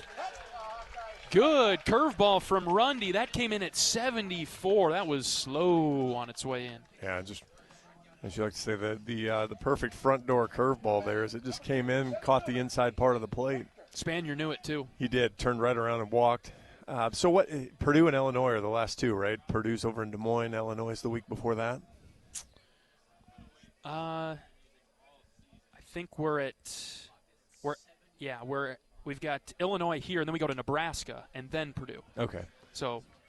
Yeah, so that's May is tough. Yeah, so that's a heck of a finishing stretch there. The work that needs to get done is going to need to get done here in April, and winnable series for Iowa this month. Starting today. Need to beat the Gophers today to feel even better. Here's the 0-1 pitch. It's hit on the ground to short. Schulte's got it. He'll take it to second himself, throw it to first, and it is in time for the double play. Schulte, smooth as butter. Big double play ends the inning. We'll move on to the bottom of the third. Iowa 2, Minnesota nothing. This is Hawkeye Baseball from Learfield. If you or someone you know is having thoughts of suicide, experiencing a mental health or substance use crisis, or just needs someone to listen, 988 provides a direct connection to free, confidential, and compassionate support. When you call, text, or chat 988, you'll be quickly connected to trained crisis counselors who will listen to your concerns, provide support, and connect you to additional resources if needed. There is hope. You are not alone. For 24/7 support, call or text 988 or chat 988lifeline.org. We love it when the Hawkeyes do their thing, because if there's anyone who can appreciate building a legacy, it's John Deere. We've been growing our team since 1837, recruiting the best thinkers, doers, and makers to craft innovations that outpace the competition. Because whether it's cultivating the earth with a tractor or reshaping it with a 40-ton excavator, the machines we build are building America. Nothing runs like a Deere. At the game or at home, Wimmer's premium quality hot dogs and sausages will score with family and friends. Take the highest quality beef and pork, and you get the best tasting hot dog. Wimmer's, the official hot dog of the Hawkeyes. Miles Risley, Joey Narrett, and Carter Geffrey are due up for the Hawkeyes in the bottom of the third. Iowa leading 2-0. So far, the Hawks are playing really well. Really impressed with the start to this game for Iowa, with the series hanging in the balance. As we're talking about the schedule here, upcoming for Iowa. Tuesday's game at Milwaukee has been postponed. Will not be going to Milwaukee on Tuesday. Shucks. Massive oh darn. It's supposed to be 27 in Milwaukee, a wind chill of 27. Not even going to risk driving all the way up there and then not playing the game against the Panthers. As Risley is in the box, first pitch strike to him. The Hawkeyes will go to USC this upcoming weekend, the 10th through the 12th. Man, if Iowa could pick off even just one against the Trojans, that'd be a huge win for Iowa. Here comes the 0-1 to Risley. Swings through a high fastball. And then big stretch at home starting April 14th with Bradley coming to town. We just saw Bradley. And then Maryland, the 17th through the 19th in Iowa City. That's another big series. Maryland is all the way at the bottom of the Big Ten. And as we look ahead at the schedule, Risley lines this one into the left center gap, and it'll get down for a base hit. The center fielder, Richter, over near the feathers of the Tiger Hawk, is able to cut it off, and so Risley is on with the single to start the third. But as we continue our discussion here with the schedule, you know, at USC, going to be really tough. At Indiana, I don't really care what their record is. That's going to be tough. And then we talked about May. Illinois, Nebraska, Purdue, teams that are above Iowa currently in the standings. We're at the midway point, so you're kind of getting a feel for how these teams actually are performing this year. And so the home series against Maryland is one where, okay, you know, come in, take care of business, get 2, get 3, and really set yourself up nice there for opportunities to come. Yeah, if you have designs on playing into the end of May, that's a series you have to win. I mean, and maybe do a little bit more to give yourself some extra breathing room. Yeah, the S word with the brooms wouldn't be that bad against Maryland that weekend. Joey Narrett in the box for the Hawkeyes. Don't want to put the cart in front of the horse here, but I think it's fair that we make that statement, have that discussion as we look ahead at the schedule. Yeah, I mean, it's baseball. Sweeping is always difficult no matter who you're playing. So, I mean, that's certainly not a given. But, again, you look at – that pitch is high. You look at that schedule. You know, obviously a win today goes a long ways. USC, you hope to get 1. Maryland, you hope to get 2. Indiana, you know, again, it's difficult, but you're going to hope to get 2 and win that series. That'd be huge. You know, and if you can win the series against Illinois, then that takes a lot of pressure off going to Nebraska. 1-2 to Narrett is swung on and missed, dropped third, but he goes back to the batter's box, goes back to the dugout, does Narrett. Risley was moving on the pitch, so he takes second as Narrett strikes out. So stolen base for Risley, his 5th of the year. So Iowa's tried to execute the hit and run there. Minnesota hasn't thrown a pitch for us to get something off on that hit and run. No, it hasn't worked out very well for Iowa on that end of it. That one Narrett had to swing at. It was low. Here's Carter Geffrey with 1 out, runner at second. Swing and a miss on the first one that he sees from Cruzon. 2-0 Iowa, bottom of the third. Coach Heller thought before the game, man, this feels like we're close to a breakthrough offensively. Iowa's had constant pressure against Minnesota in the first 3 innings here. 2-0 lead with 1 out. The 0-1 to Geffrey, hit on the ground to third, and scooped up there by Hamilton. He'll throw it across to get Geffrey. Risley had to stay put at second. Well, yeah, Iowa only ended up, I think it was Friday, was, 1 for 4 with runners in scoring position? I'm not sure yesterday was a ton better, but it advanced 6 runners on Friday, I think. Their advancement opportunities. Yes, and Minnesota advanced 24. Ooh. 2 outs for Cooper Schulte, who singled in a run his last time up. The first one to him in this at-bat is a strike at the knees. Good fastball from Cruzon. Yeah, I was actually 2 for 4 Friday. And then yesterday, let's see, advancement opportunities 6 for 15, but 1 for 7 with runners in scoring position. 0-1, Schulte got a piece of the breaking ball, fouled it off of the catcher, and it's 0-2. So Iowa's done a decent job today getting runners into scoring position. Have not really produced in the last couple of innings here. Pickoff moved to second. That was quick. Risley just fell down to the bag. He wasn't very far off of it. Yeah, Iowa 2 for 6 with runners in scoring position so far. 6 runners advanced already. So, I mean, done a much better job than Friday. Schulte's in a hole here, 0-2. The next one to him. Hit on the ground and yanked foul over to the left. I mean, ultimately, that's what, when you're facing good pitching, that's what it's going to be all about. Is you're not gonna hit 600 with runners in scoring position, but it's giving yourself enough opportunities and then capitalizing on them a fair amount of time. Another 0-2 is low. Ball and 2 strikes now. There is nobody's throwing in the Minnesota bullpen yet, but there is activity down there already, so that's a positive step for Iowa. Cruzon is over 50 pitches. We're in the third. He's trying to get out of it here. Ball and 2 strikes on Schulte. The next one on its way. Cooper taps to third. Hamilton will field it fair. Throw across the diamond is just in time to get Schulte at first. And that'll do it for Iowa in the third. No runs on 1 hit. And the Hawkeyes hold on to the 2-0 lead. We'll bring you the fourth after this. This is Hawkeye Baseball from Learfield. Whether they roll the dough or pour the joe, bake the bread or greet instead, your team goes the extra mile, and they deserve healthy eyes and a healthy smile. For plans that cover businesses of all sizes, Delta Dental customizes. With employer costs as low as $0, you can offer benefits and be a hero. Affordable coverage is a click away. Visit deltadentalia.com today. Hey everyone, David Kahn here. It's time to play ball. The 2026 season is upon us, and the best way to get in the game is by listening to College Sports Now's official baseball podcast, Dugouts, Dumbbells, and Dingers. Each week, we'll have exclusive interviews with players and coaches that take you inside the locker room as we unpack the top stories of teams all across the country. We're delivering our best fastball, so step into the batter's box and tee us up. Available wherever you podcast on the College Sports Now feed or on YouTube. Just search Dugouts, Dumbbells, and Dingers.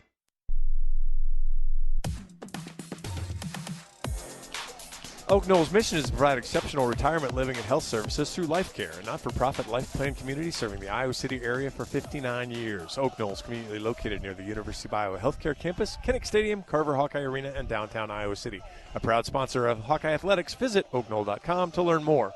Before we get to the top of the fourth inning, let's pause 10 seconds for station identification. This is Iowa Hawkeye Baseball from Learfield.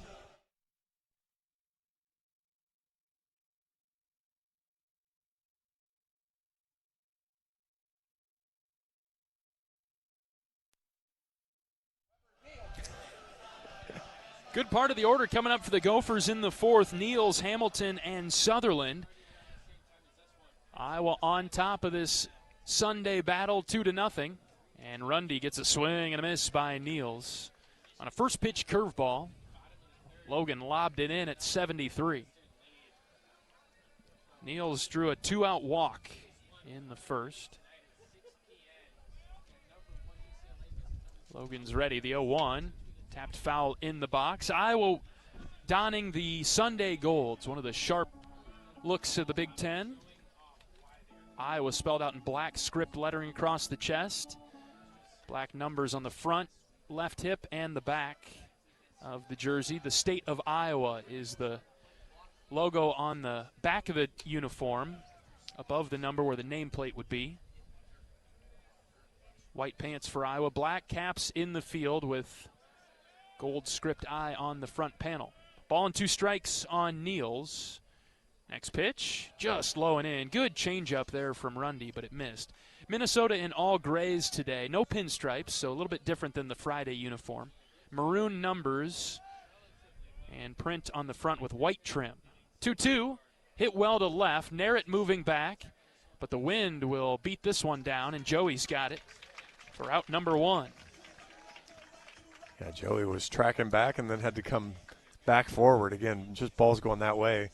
We were talking before the game in the dugout, too, of how Carter's ball might have gotten out yesterday. And Well, the nearest we could figure was that maybe hit a knuckleball and it just kind of cut through the wind. If the ball had any backspin, it would have just probably launched right up into the wind and went, just kind of floated. And instead, his was more of a knuckleball that cut through it.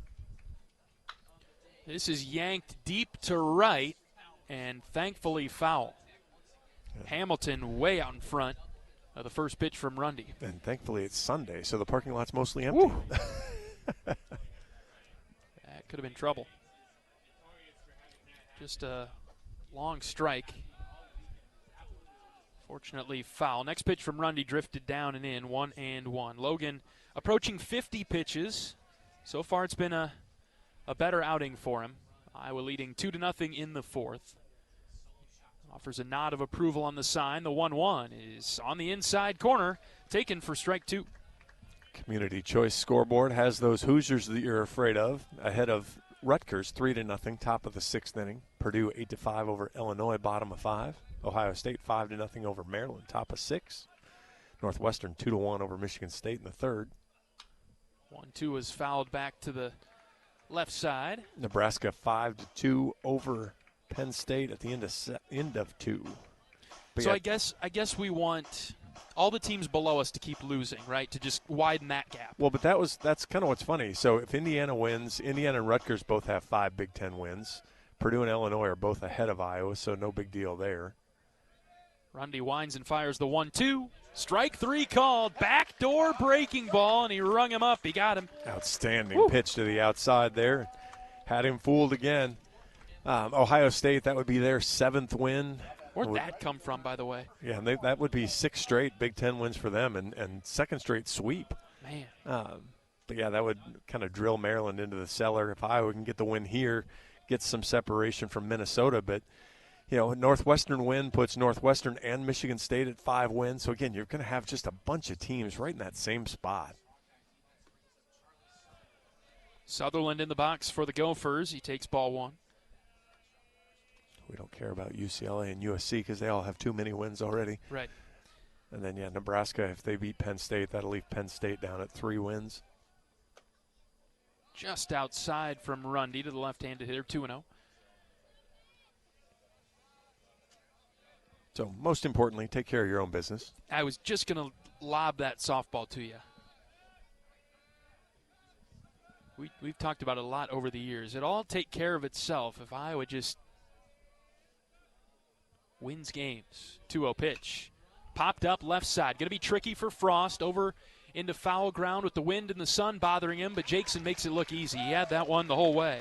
And another 1-2-3 inning for Rundy and the Hawkeyes as Iowa keeps Minnesota in check. We'll go to the bottom of the fourth. 2-0 Iowa. Back in a moment on the Hawkeye Radio Network from Learfield. Can you think of anything that costs the same today as it did 10 years ago? There isn't much.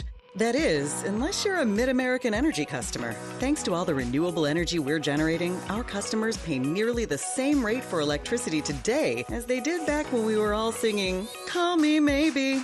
And with Mid-American making even more investments in clean energy, you can count on enjoying those same affordable rates for the next decade.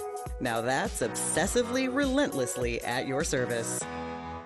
You're a Hawkeye. You named your dog Kinnick and your cat Herky. Your morning alarm is back in black. Yep, you're a Hawkeye. And now it pays to be a Hawkeye with a Hawkeye account from Community Choice Credit Union. Low fees and great perks. Plus Iowa exclusives like your choice of a Hawkeye-powered Visa debit card, Iowa merchandise, and exclusive giveaways. You've spent more time at Finkbine than you have at your office, so we know you're a Hawkeye. Now make it pay with a Hawkeye account from Community Choice. Learn more at HawkeyeAccount.com. For all things college baseball, including live games and talk, tune into Sirius XM College Sports Radio Channel 84 and streaming on the Sirius XM app. Cruzon will roll back out there for the bottom of the fourth for Minnesota. I think Iowa's got them on their heels a little bit here. Well, there is someone playing catch now. He's not pitching from the rubber yet, but he is playing catch now with an actual baseball as opposed to just kind of tossing around. Looks like it might be Ben Gregory if I'm testing my eyeballs enough. You've been pretty good looking down that left field line today, this entire weekend, really. Here's Mitch Wood. Oh, man. He took a pitch that was very low and very much off the plate outside, but it's a strike. I feel justified when I look down at Coach Sutherland, and even he's shaking his head. Yeah, that was I'd be hard-pressed if that one hit the little edge of the box in ABS. Ball and a strike on Mitch Wood, who struck out after a lengthy at-bat to end the first. Now he takes a floating breaking ball for strike 2. Iowa's lead is 2-0, bottom of the fourth.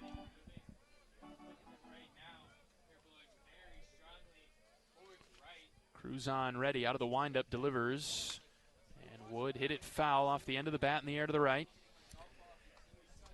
It's funny because with Woody's swing, it looks like he's trying to pull everything, but yet he still generates power to right and right center. It looks like his bat is extra long when he swings it. Another 1-2. He's popped up behind first base. Back goes Bello into foul ground. Long run for all 3 Gophers over there now, and nobody can make the play. The second baseman, Mosh, might have been the closest, and he runs through the gate just beyond the clubhouse. Bello did not look like a guy that wanted to go catch that.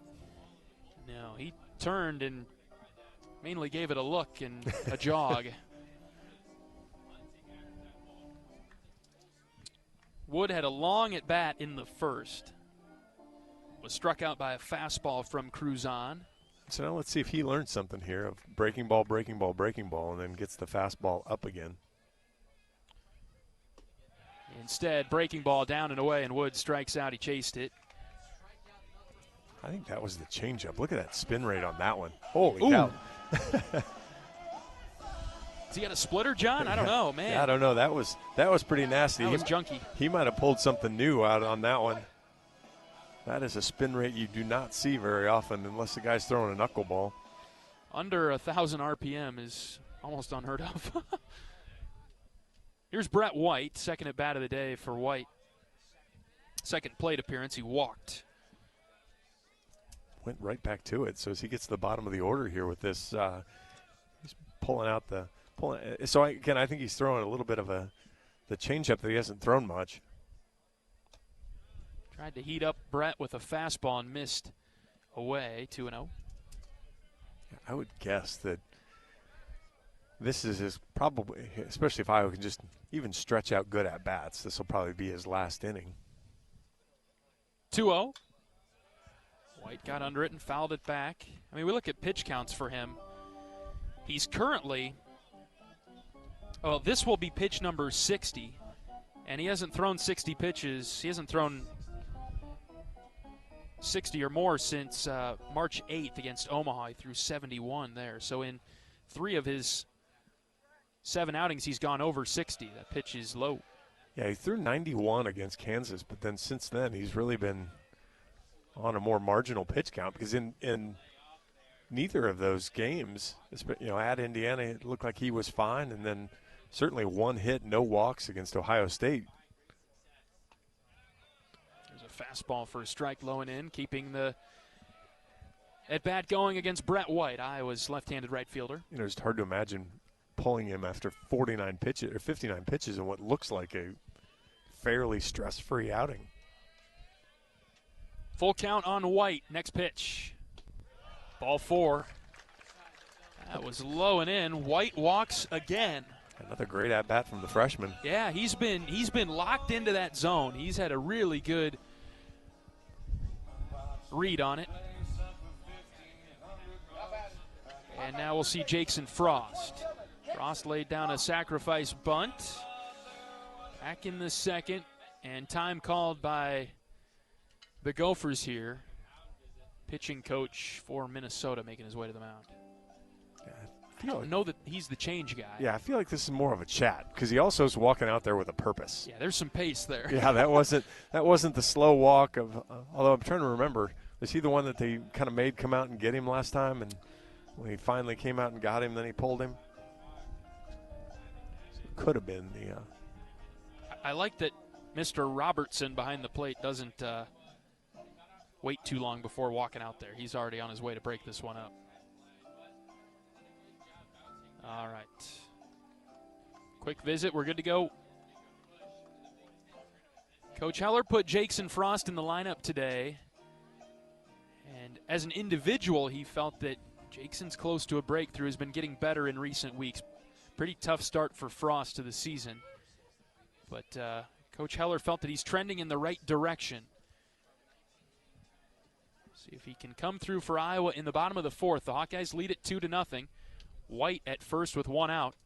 Fastball down and away, called a strike. Very, very low outside part of today's strike zone. Oof.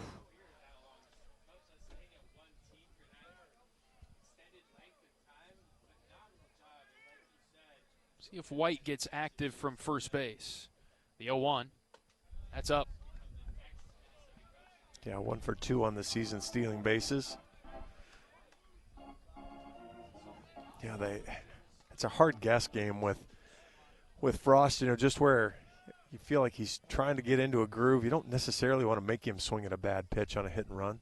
There goes White, and the pitch is fouled back. And, of course, he does right away, but that was a good pitch, so he didn't have to chase one there. He just wasn't able to get up to the fastball. White had a good jump.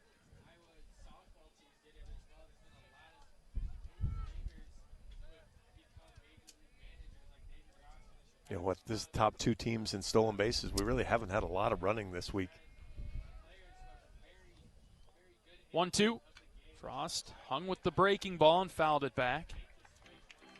Yeah, that's a good point. Of course, yesterday we didn't have a lot of base runners, period. That's true. That's true. Friday, Iowa didn't either. They had the 2 solo home runs to get their runs. And the opportunities have not been there. Ball and 2 strikes on Frost with White at first.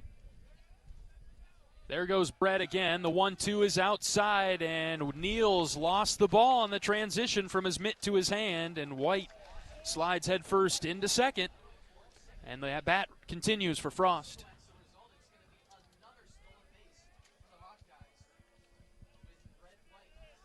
I like what the freshman's been able to put up. Now see if Frost can pick him up now. Another runner in scoring position. Takes away the double play possibility, and Gable Mitchell's on deck. Here's the 2-2. Low and out. Really good take by Frost. He had to follow that one the whole way through. Couldn't give up on it early. No, and that's the change again, as he's really kind of gone to this in the bottom half of the order the second time through. Full count pitch. Here it comes. Frost rips it back into the netting. Foul ball, 3-2. The count remains. Find a way to get to Gable here with a couple runners on. That'd be good. Yeah, the Minnesota guy is throwing hard and fast now. That might be Hemish now throwing. Payoff pitch to Frost. Here it comes. High and out. Ball 4. Huge walk as 8 and 9 for Iowa draw back-to-back walks, and Gable Mitchell will come up. I don't know, John. What do you think? They're going to stick with Cruz on? Man, oh, man, I don't know. I don't think so. Gable will see him for the 3rd time. I'm with you. Gable's in the box. No move yet for Minnesota. Looks like they're going to let Cruz on pitch to Gable. 3rd time for Mitchell against this starting pitcher for the Gophers. 1st and 2nd and 1 out. Breaking ball for strike 1. Outside edge. I like the take there, though. He's been all over the place, had a hard time locking into the zone. Take a pitch, make sure you see one you like. 1 for 2 today is Mitchell, the 0-1. In on the hands, hit him, ouch. And the bases will be loaded. I hope Gable's okay. He went immediately to his right hand, and he's shaking it off. Ouch, ouch, ouch.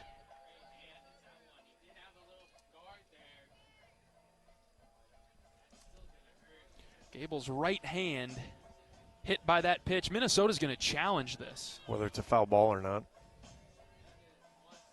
See if it got the bat.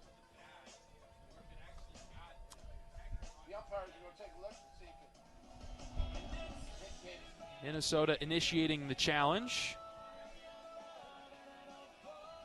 Gable strike you as a major in drama? No. That would not be how I would describe Gable Mitchell. I think he would get ran out of the family tree. Right. If he embellished an injury, I guess would be. If he acknowledged an injury, he might get run out of the family tree. The way it stands right now, I will have the bases loaded for Caleb Wolf and 1 out. A chance to really drive it home against the Gophers in the final game of this series, winner take all. I'm thinking quick challenge. Hemish warming up in the Minnesota bullpen. He's a junior right-hander. I got to think Cruzon's done. I mean, it's three free bases in a row here. Yeah, 1 out. You've come around to the top of the order. Let's make sure this one turns into free. And yeah, it's got to hurt. Iowa's got to make this hurt.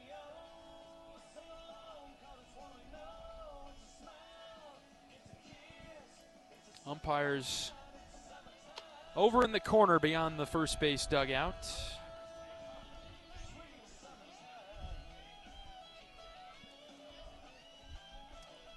Love the song selection here, John. Better than the soundtrack selection that we'll go with. Sure. Little Summertime by Kenny Chesney. I think we're a little far from it, though. What do we got today? Where are we at? We're up to 53 with Wendy. Sure. I need that first number to start with a 7. The Penguins are playing Florida again already? Good grief. I got to play Kyle's Canadians again. I was really glad that Kyle didn't text me after the Canadians beat the Devils 4-3 in overtime last night. It was shootout. Yeah, I don't know if you caught overtime. Overtime was hectic as all get out. It was a crazy overtime. The Devils were down 3-0. I turned the game off because I wasn't happy, of course. I didn't get bullied by Kyle. He didn't text me about it, but I had a friend text me and say, "Hey, maybe the Devils are gonna win." I said, "I don't know. They're down." Came all the way back and forced overtime. All right. The umpires have come out, and they've said that, Gable's hit by the pitch.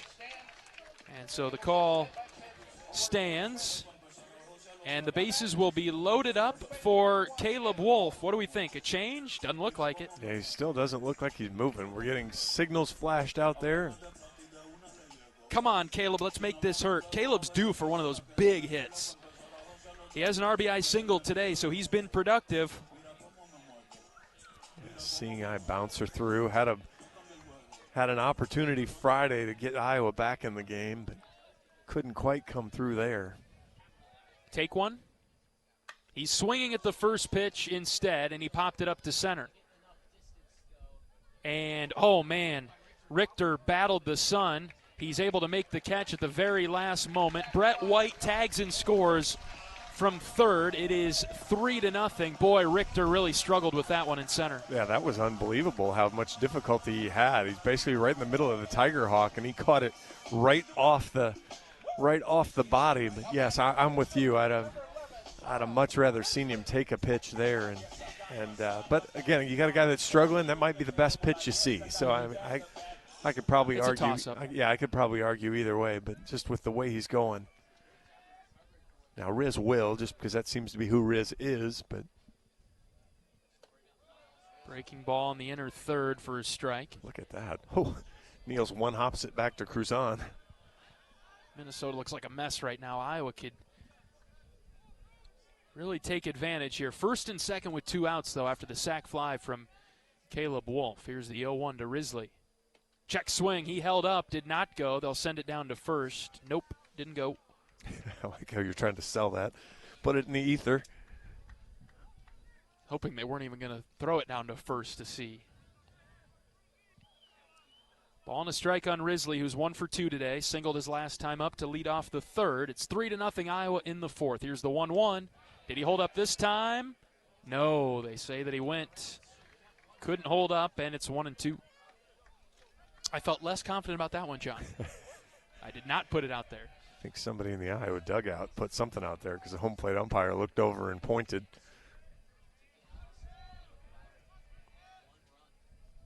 One-two pitch to Risley. Low and away. Tripled up on that slider.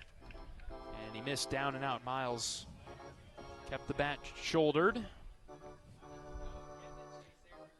And if Minnesota only gives up 1 run, that's probably a win for them. Bases were loaded with 1 out. 2 balls, 2 strikes. 2 outs on Risley. And here's the next pitch. Low and away, ball 3. Start the carousel. Pay your quarter. Probably $1 now. We got a carousel around here anywhere? It's just at Coral Ridge, huh? I think at the mall, yeah. I don't go to the mall either, so it's hard to tell. Me neither. 3-2 is downstairs for ball 4. They'll be loaded up for Joey Nerritz.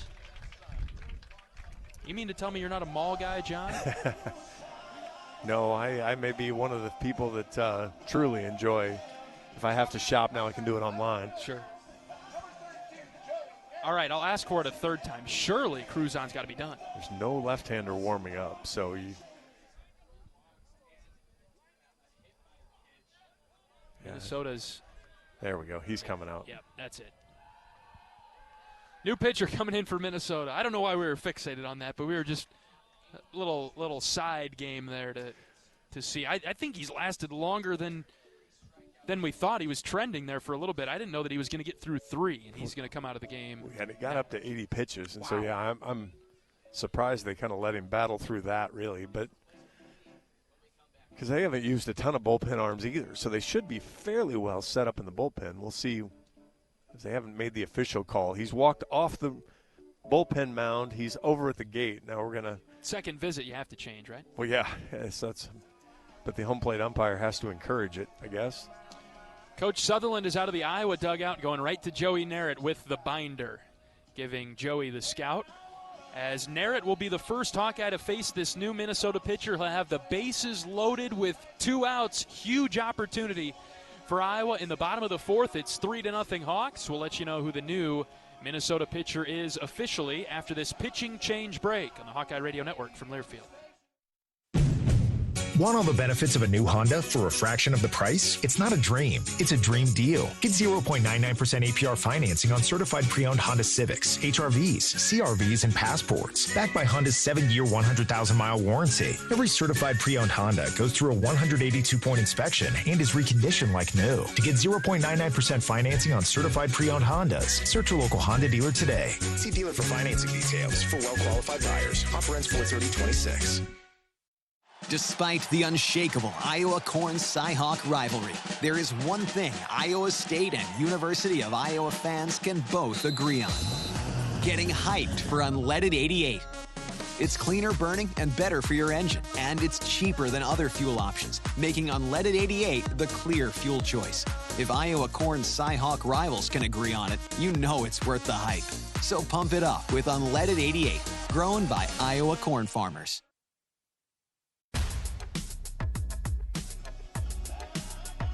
New pitcher into the game for Minnesota is Tyler Hemish, junior right-hander from Sartell, Minnesota.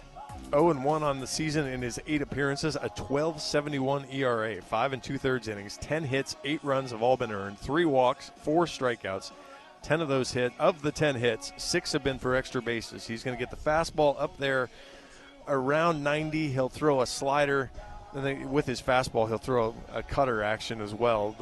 Joey Nerritt's probably going to see more of the straight fastballs, but the key here is patience. See a ball you like, and then go get it. But as we just watched in these warm-up pitches, he has been all over the place. He's been right down the middle, and he bounced 3 balls to the backstop. So be alert as a base runner and be alert as a hitter. Yeah, I wouldn't mind getting away from Niels to get another run across. Nerritt, a good hitter for Iowa, 310. 100 at-bats on the season. He's got 10 doubles, 4 triples, 2 home runs. He's been hit by 5 pitches. He stands in the left-handed batter's box. The bases are loaded, full of Hawkeyes with 2 outs, and the first one to Joey is fouled back. Iowa is so due to barrel up a fastball. Yeah, funny, the right fielder is relatively shallow for this situation. I get why the left fielder is, but the right fielder isn't exactly deep right now. 0-1 to Narrett over the top of it, and he missed it, 0-2. And there is a lot of acreage over there on the center fielder is shaded toward left field, so Joey's got a lot of room if he could just elevate one into the green turf in the outfield. Hemish winds and fires the 0-2. Strike 3 call.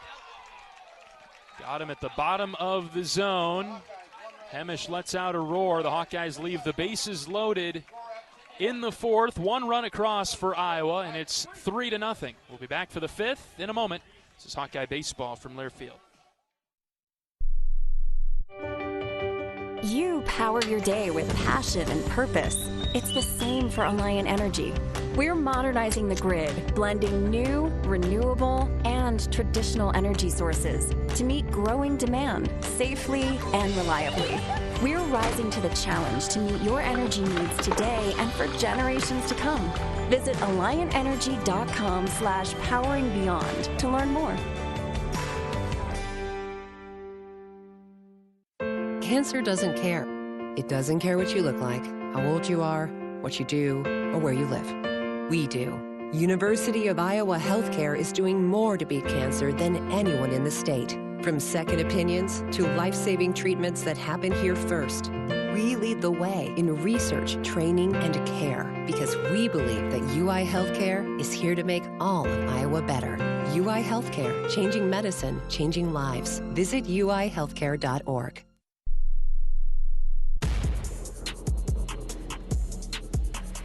New this spring, Brown Deer Golf Club in Coralville has partnered with Bread Garden Market for food and beverage operations. Let the Bread Garden Market staff plan your next event at Brown Deer and create a memorable experience with fantastic food and service. Divots Bar and Grill opens May 1st with delicious entrees for those who golf and those who love a good meal with a view. Brown Deer Golf Club, meet your next neighborhood dining experience. Top of the fifth inning in Iowa City, Iowa 3 and Minnesota nothing. Logan Rundy pitching to Ty Allen to start this inning. He faced this trio of hitters, Allen, Mosh, and Aiken, back in the second, and he set them down in order. So Rundy doing a nice job so far today. First pitch is popped up.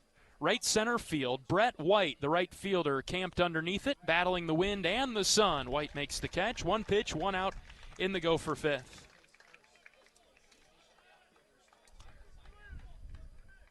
Got under that first pitch, changeup from Rundy and skied it. And that'll bring up Mosh.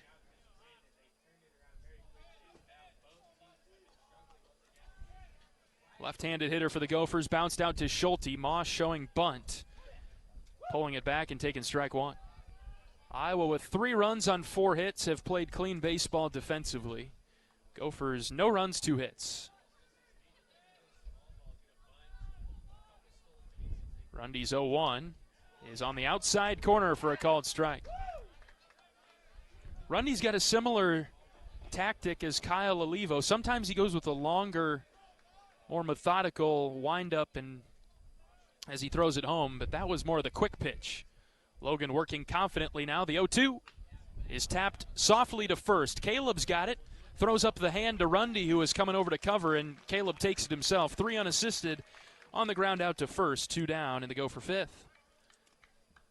Slow roller right to Wolf. Fields his position well. A couple of quick outs for Rundy and the Iowa defense.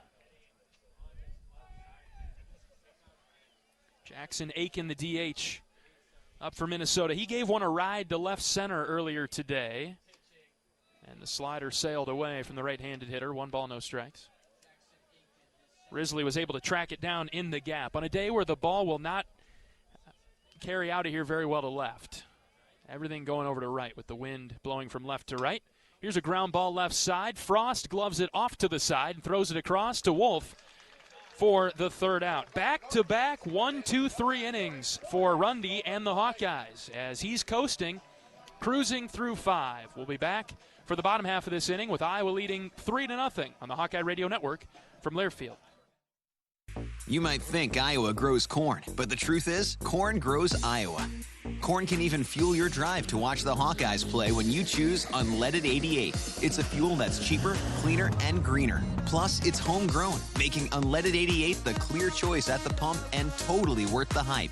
So as you head to cheer on the Hawkeyes this season, don't just fuel up. Pump it up with Unleaded 88. Find Unleaded 88 at a station near you. Go to iowacorn.org/88. Unwind in style at Riverside Casino and Golf Resort, where luxury and excitement come together. Tee off on a world-class golf course, savor gourmet dining, and enjoy premier entertainment and amenities that are second to none. Feeling lucky? Hit the slots or try your hand at our table games. There's always action on the floor. Whether you're here to relax, play, or indulge, Riverside offers more than just a getaway. It's an unforgettable experience. Visit Riverside Casino and Resort.com to learn more.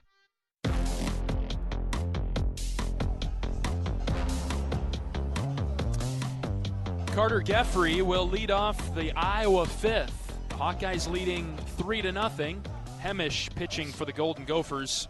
He's out of the bullpen. Cruzon, the starter. Marcus Cruzon lasted 3 2/3 for Minnesota. Gave up 4 hits, 3 runs. He walked 4, struck out 3. Iowa chased him in the 4th inning and will now look to do some damage on the bullpen as Hemish pitches for Minnesota. Hemish got a big strikeout of Joey Narrett as the Hawkeyes left the bases loaded in the 4th. You have 4 free bases. Iowa only got 3 on Saturday, yesterday, and then on we only got 1 on Friday. So Minnesota's been stingy on the free base side. Iowa able to take advantage of it a little bit today. This game is 3-0, but feels like Iowa is in control. The way that Logan Rundy is dealing for the Hawkeyes today. Those are the scary ones, though. You're Right. not out of reach yet. Yes, it feels like Iowa's up by more, but the reality is only up by 3. 0-1 pitch to Geffrey. Oh, outside corner for a strike. Niels dragged that back into the zone. Hemish has been working away from Carter. He doesn't want to throw anything in on the hands. Next pitch. Swing and a miss. Geffrey chased one in the opposite batter's box. Couple strikeouts for Hemish. And that brings up Cooper Schulte. Well, how many times through the years have we seen Iowa execute the game plan perfectly on the starting pitcher, and then on a guy you think you should have, numbers would tell you you're going to have better luck against, and Iowa struggles to get going. Oh, come on now. Yeah, what are we doing here? Strike one call to Schulte. It's a minority strike there. That is not called very often. Neal's doing a great job. Schulte slapping this foul to the opposite field. Again, Coach Sutherland, he's kind of my cue to confirm. I'm not looking for him for the answer, but he can kind of confirm from up here since we don't have access to a digital strike zone anymore. When he turns away and shakes his head, I feel pretty confident that wasn't the best pitch to look at. The 0-2 to Schulte is outside.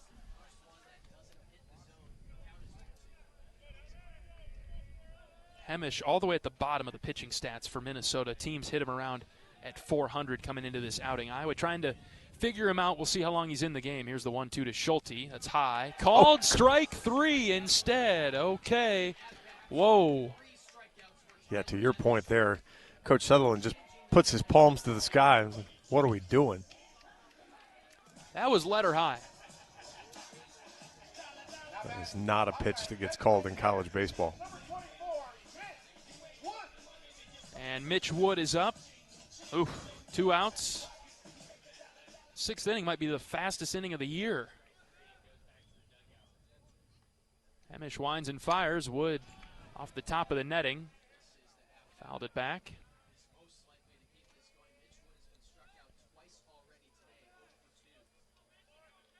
Three 3-0 Iowa, bottom of the 5th. Another pitcher's duel today. The 0-1. I'm going to wait a second. Okay, ball 1. Low and out. Sarcasm. I love sarcasm. That was drenched in it, wasn't it? Woods 0 for 2 today with a pair of strikeouts. Look to get hot at the end of the game here. The 1-1. No. Outside. 2 balls and a strike.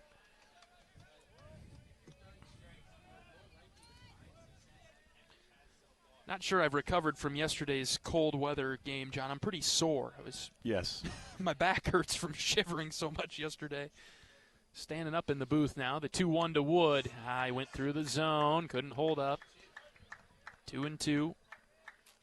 Which must be a little deceptive on that because Geffrey and Wood both swung at pitches that were well into the left-handed batter's box. 2 balls, 2 strikes, 2 outs. The pitch swung on and missed. As Hemish strikes out the side. It's got to be a little frustrating for the Iowa offense there in that 5th inning. The Hawks lead at 3-0. We'll bring you the 6th after this on the Hawkeye Radio Network from Learfield. Whether they roll the dough or pour the joe, bake the bread or greet instead, your team goes the extra mile, and they deserve healthy eyes and a healthy smile. For plans that cover businesses of all sizes, Delta Dental customizes. With employer costs as low as $0, you can offer benefits and be a hero. Affordable coverage is a click away. Visit deltadentalia.com today. At Mid-American Energy, our 1.6 million customers depend on our energy 24/7. That's why we work 24/7 to deliver the safe, reliable energy you need. To keep our 99.9% reliability record, we're enhancing our technology, improving resiliency, and investing in critical infrastructure. We're generating power from all available resources to cover any increases in demand. And we're innovating to ensure you always have the energy you need. Mid-American Energy, obsessively, relentlessly at your service.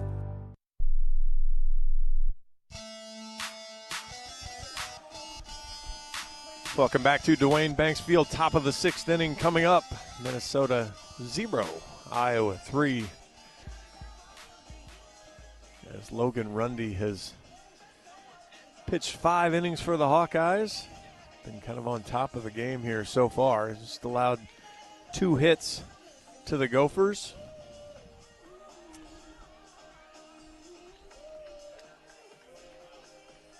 Gophers have been up. Tyler Hemish has come in, struck out 4 straight Iowa hitters. Rundy will face 9-1-2, Jack Bello, Jack Spanier, and Easton Richter. And Bello in the box. He is ready to go already.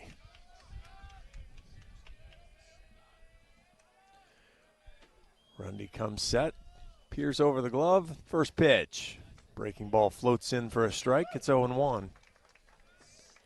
71 miles an hour floated in there. Here's the 0-1. Another breaking ball. That ball's lined up the middle. Mitchell on the backhand. Off balance throw. Got him! What a play! Gable Mitchell. Caleb Wolf with the stretch. That ball was on the shortstop side of second. Mitchell picks it with the backhand.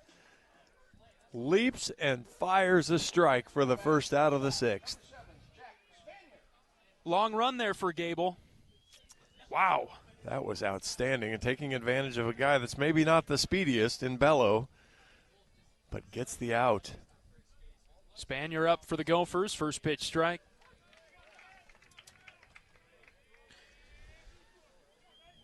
That's how you get deep into games, too. You get guys picking you up on defense. We talked about it yesterday. Here's a tapper to the third base side. Frost is going to have to hurry. This is a backhand, a bare hand play by Frost, and he throws a dart over to Wolf. Back-to-back defensive gems for the Hawks there.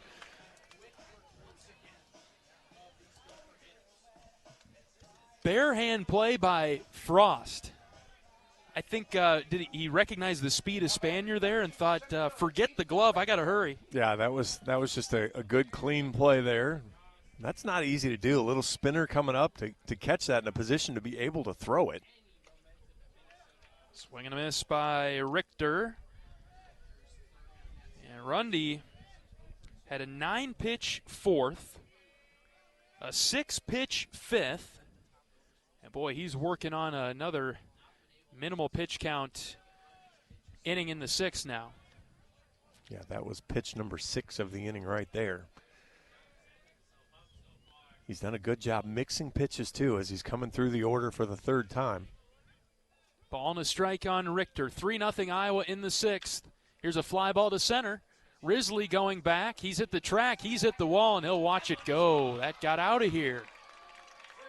Home run to center by Richter. Minnesota on the board in the 6th with a solo home run that comes with 2 outs. Wow, I wouldn't have thought you'd have been able to get one out to center there, but that's 106 off the bat. 418 on the track man, and it gets into bouncing across to the dental lot. So it's all right. Shake it off. That's fine.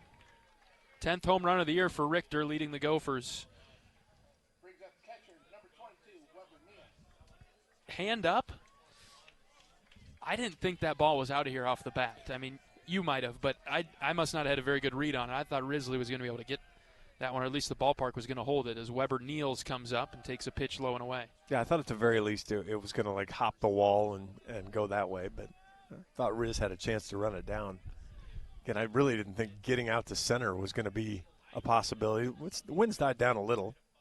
There's a ground ball to third. Frost gloves this on 2 hops, and he throws it across for the 3rd out to retire Niels. A solo home run by Richter gets the Gophers on the board. Iowa leading 3-1. We'll head to the bottom of the 6th. Let's get that offense going again, as I assume Hemish will come back out for Minnesota in the bottom of the 6th. We're back after this. This is Hawkeye Baseball from Learfield.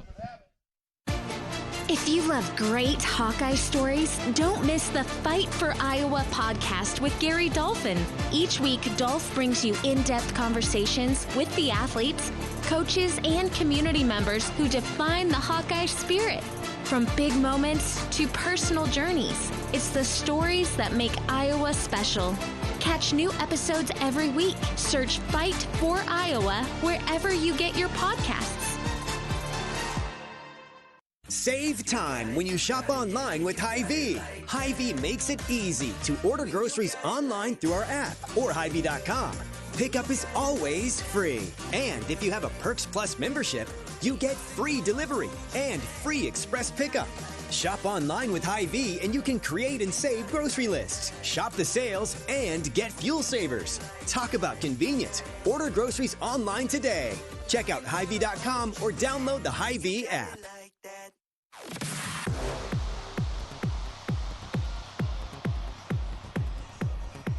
Bottom of the 6th inning in Iowa City. John Evans and John Leo with you from Banks. Appreciate you joining us on this Easter Sunday in Iowa City. 3-1, the Hawkeyes lead the Gophers. And White, Frost, and Mitchell will try and solve Hemish, who has recorded 4 outs, all of them strikeouts. Yeah, and he's out of the bullpen, and that's kind of come out of nowhere for him. Yeah, you come in with a 12.71 ERA, and you had 4 strikeouts on the season so far in your 8 appearances, and he has 4 straight strikeouts. So will he drop back to the mean now, or what? Yeah, I mean, he's thrown 15 pitches to get through his 4 outs, and 12 of them have been strikes. So Brett White has walked twice today, almost hit by the pitch. Minnesota with a couple of bodies in the bullpen. Looks like they've got a right-hander up and throwing from the mound.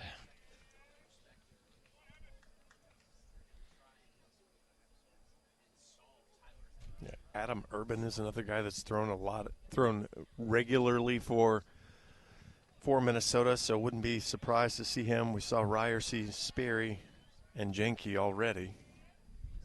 1-0 to White. That's a cross, 1-1. Iowa's offense. Let's get the bats going here. Answer that Minnesota run from the top half of the inning. 1-1 from Hemish to White. Swing and a miss. Brett was trying to drill that over the right field wall.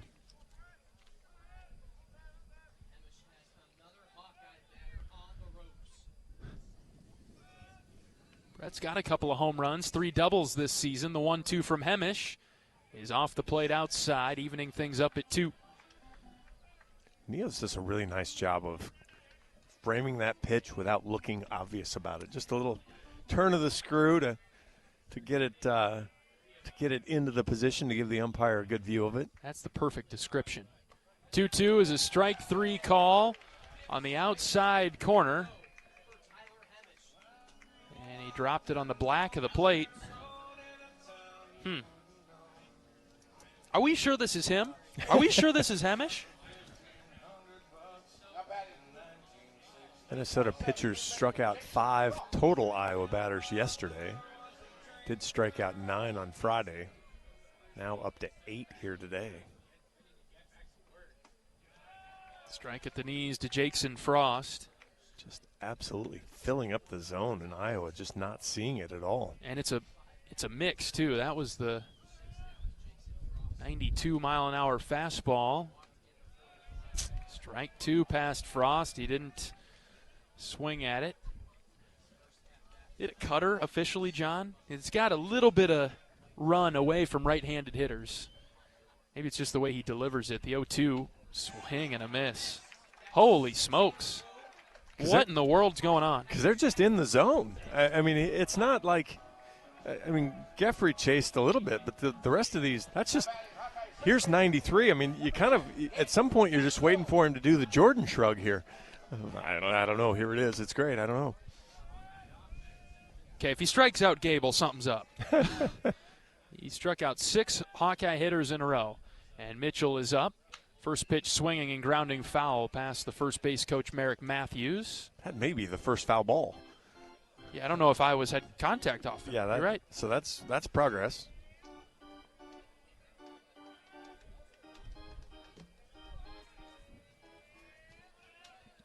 Mitchell has doubled today, been hit by a pitch. The 0-1. Swing and a miss. 93 right down the middle. I mean, the stats are what they are. I'm not trying to disrespect him, but the 0-2 on Mitchell with 2 outs. Hamish winds and fires. Gable got a piece of it and fouled it back. I mean, that's just 92. I mean, that was better located. He missed the middle of the plate that time, but there has to be some run and movement on it that we can't fully see from up here. 0-2. Gable hanging with it. Took a little something off that. Just a few miles an hour off, and Gable was reaching for it. Yeah, that was more of the cutter action that we talked about.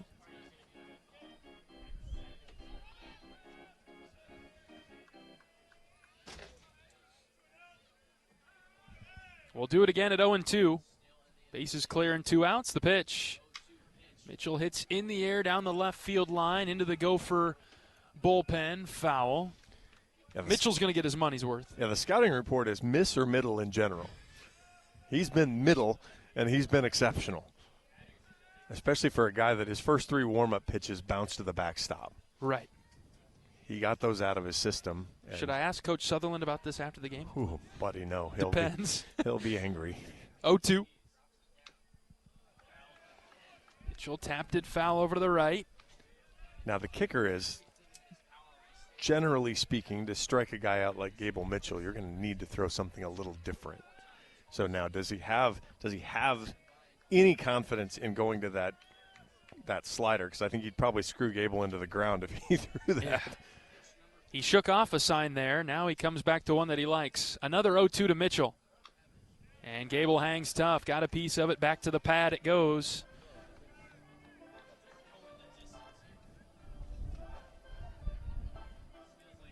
Ran into Gable's dad and Caleb's dad in the tunnel there during the last half inning.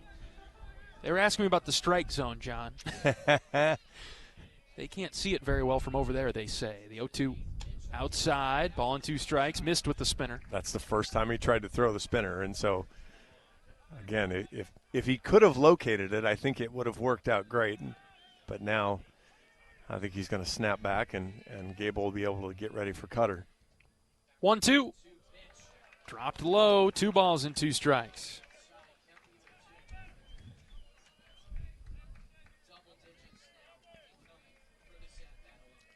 I haven't been as impressed with the strike zone today as I have in general through the year. Let's put it that way. That's a really nice way to say it, John. Thank you.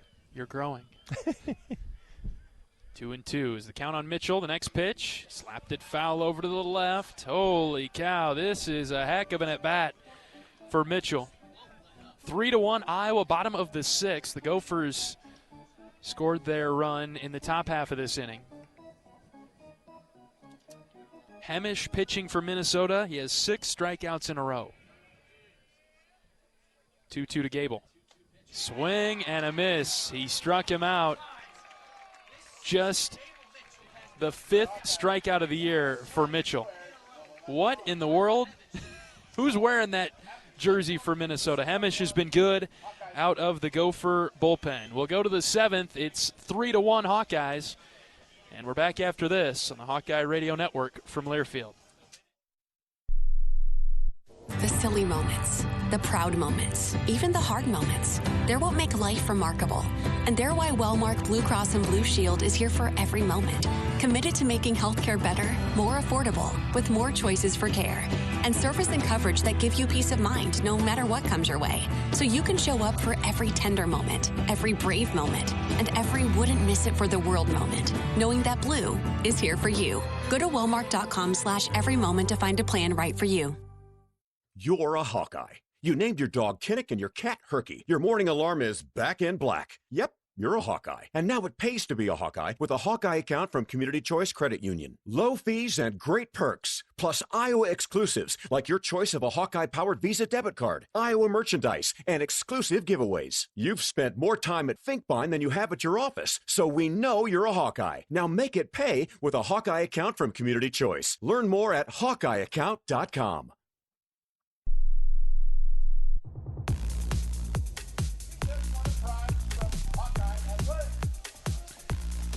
Top of the 7th inning, 3-1. Iowa's got the lead over Minnesota. And Logan Rundy back to the mound for the Hawks. It'll be Hamilton, Sutherland, and Allen for Minnesota. 4, 5, and 6. Solo home run by Easton Richter in the 6th. Got Minnesota's offense going a touch.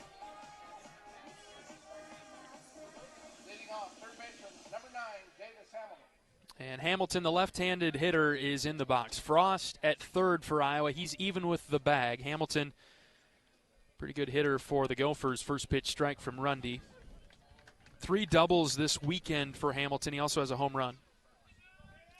And he's a batter for Minnesota that could take advantage of the wind blowing out to right. 0-1. Ground ball right back to Rundy. It went off his glove, up the middle. Schulte with a long run. Throw to first. Not quite in time. Infield single for Hamilton. Schulte had run all the way past second base to the right of the bag. Couldn't have gotten the ball over to first any quicker. It was just hitting the right spot by Hamilton. And just the second time today that the leadoff man of a Minnesota inning has gotten on base, and now Sutherland is up. No, that one goes. Rundy will tell you he probably should have made that play. Never easy on the pitcher, but probably should have given himself a chance.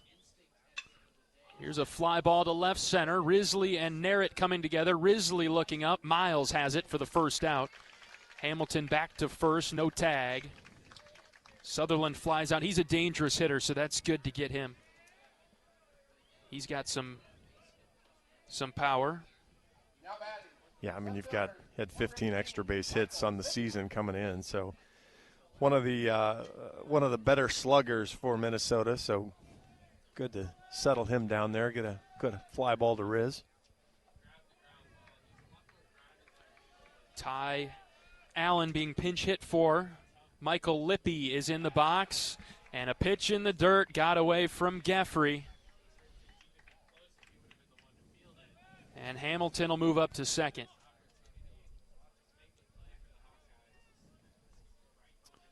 Yeah, Geffrey's been so good at blocking those, keeping them around the plate. Let one sneak through there. Tough pitch again. Spinner out away from you. He's got to get that chest out in front and get it angled well. 1-0 to Lippy. Hit in the air, again to center. Risley tracking back a few steps. Miles has this one. Runner will not tag from second to third. As Lippy flies out, Risley got it in quickly, and Hamilton stays put at second. It's funny, as we sit here, you can just see that ball kind of blow back toward Riz. Makes it an easy play. And get Jamison Martin for his first at-bat. We've seen him a lot this weekend. That was Lippy's. We've seen Lippy the first two games, and this was his first at-bat. Now Jamison Martin. Spin, spin, spin. That's what it was yesterday, right? 2 outs, runner at second. Rundy delivers. Breaking ball down and in.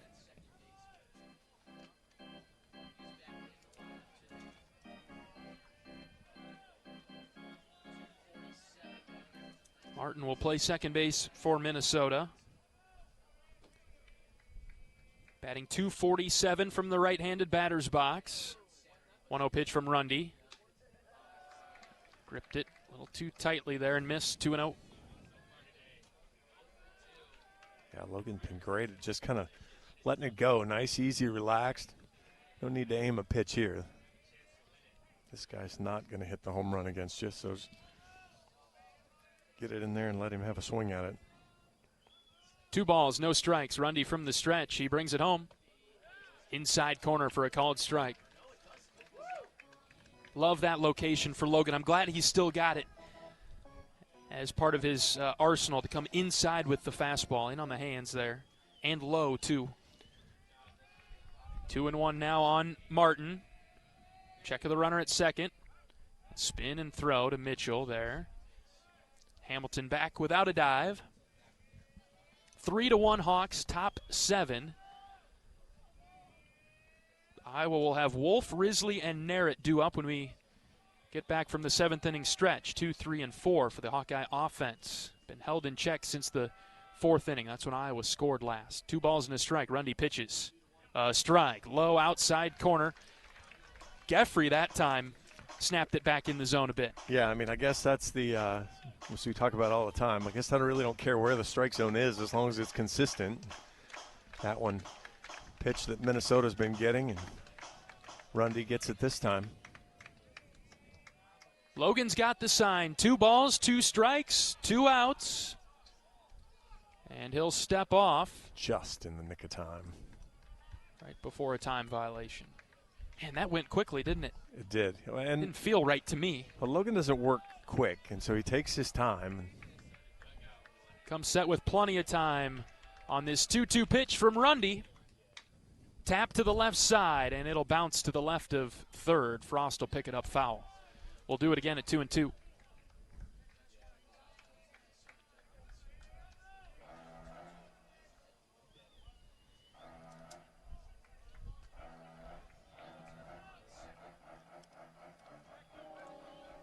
What do you like here? I like the spin. Gave it to him again. I'd like it just off the outer edge of the plate. See if we'll chase it. Mm-hmm.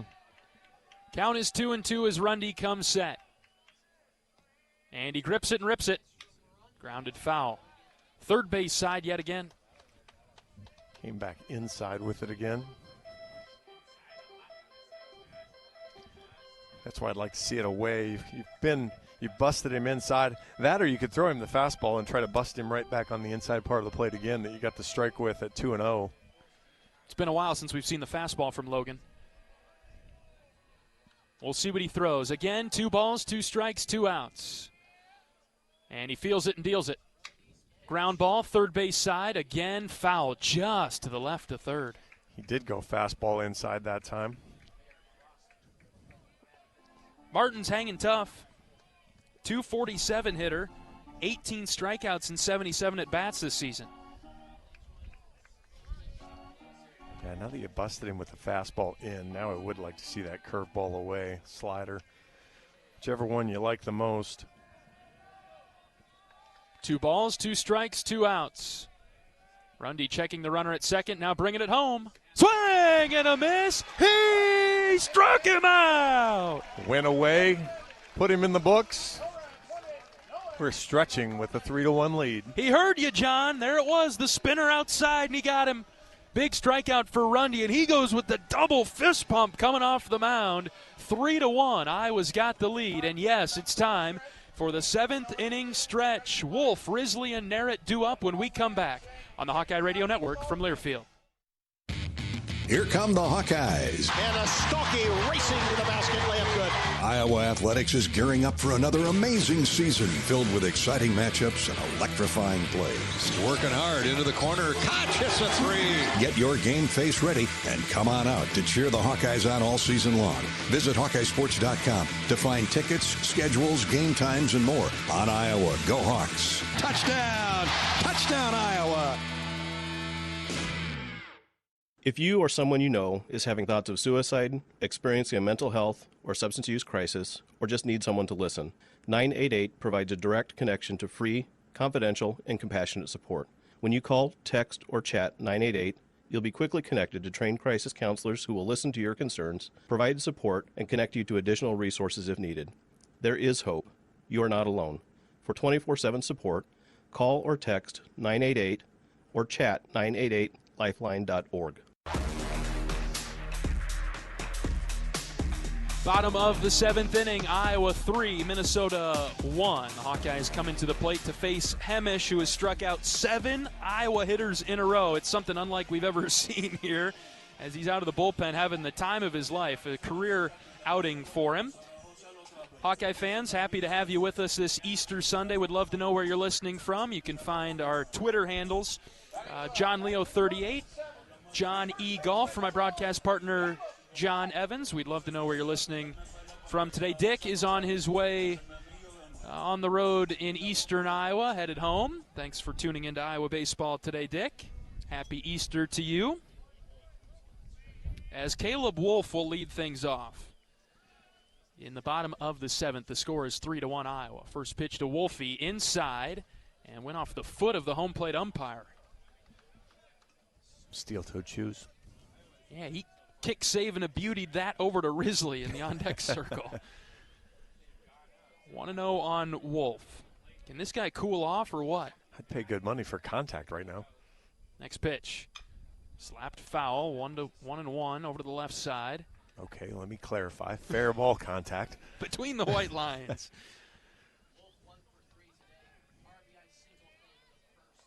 Hemish has recorded 7 outs, all of them strikeouts. Unbelievable. I should go look at it. 1-1. Back to the screen, 1-2. Real energetic. I'd go look at the Minnesota scorebook or media guide. Consecutive strikeouts? Yes. Try to pull up their notes, huh, John? I'll try. I don't think the notes are going to have it. I think I'm going to have to go deeper than that. Hemish, the right-handed reliever, out of the windup, offers the 1-2, and it hit Wolf. He blinked. Finally, this guy's snapped out of it. Well, hopefully that's hopefully whatever voodoo potion he was working on breaks away here. And Risley will come up now.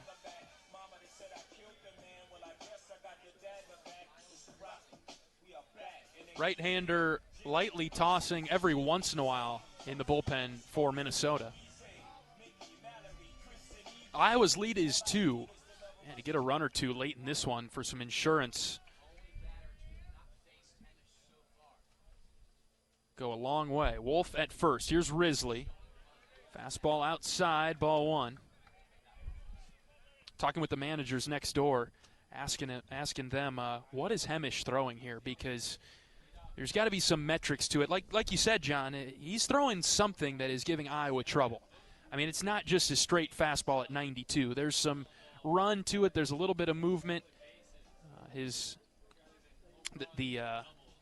angle of his release, something is causing a problem. And I talked to the guys next door, and it's got a little bit of run to it.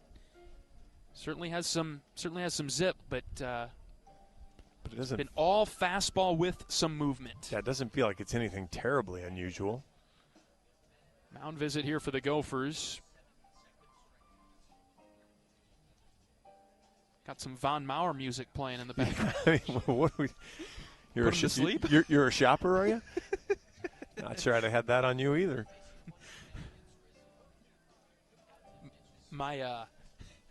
I grew up going shopping with my mother. How about that? Oh, sure, go with that. You haven't found me in a Von Mauer in years. I was called an offensive timeout here, so let's pause 10 seconds for station identification. 10-second station ID. This is Iowa Hawkeye Baseball.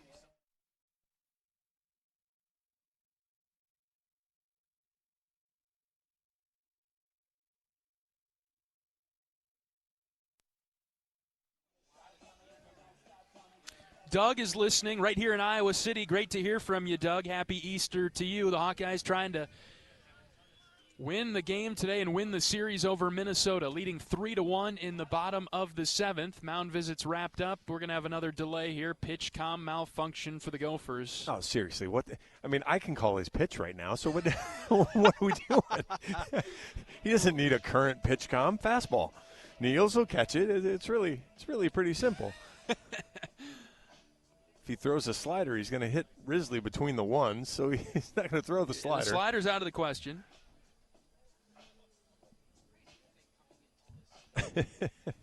That was good, John. I didn't know where you. I thought you were actually fired up there until the sarcasm came in. And we got time again here. What's going on? What are we doing?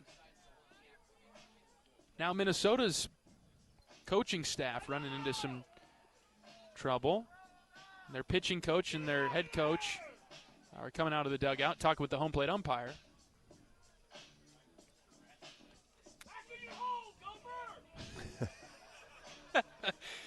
Miles Risley listening in on the conversation. And now the pitching coach talking with the catcher, Weber Niels. We're gonna have to resort to actually calling pitches. Gonna have to flash fingers again. They not charge him overnight or what? Luke Sheridan and Ryan Campbell would never let that happen. No. Iowa's managers. Our guys are on. They've been well trained. Yes. Through all the years of our pals. We've had a good run, haven't we? We really have. Yep. Good group. Great managers. Part of this extensive manager staff that the Hawkeyes have. All right. Now I think we're ready to go.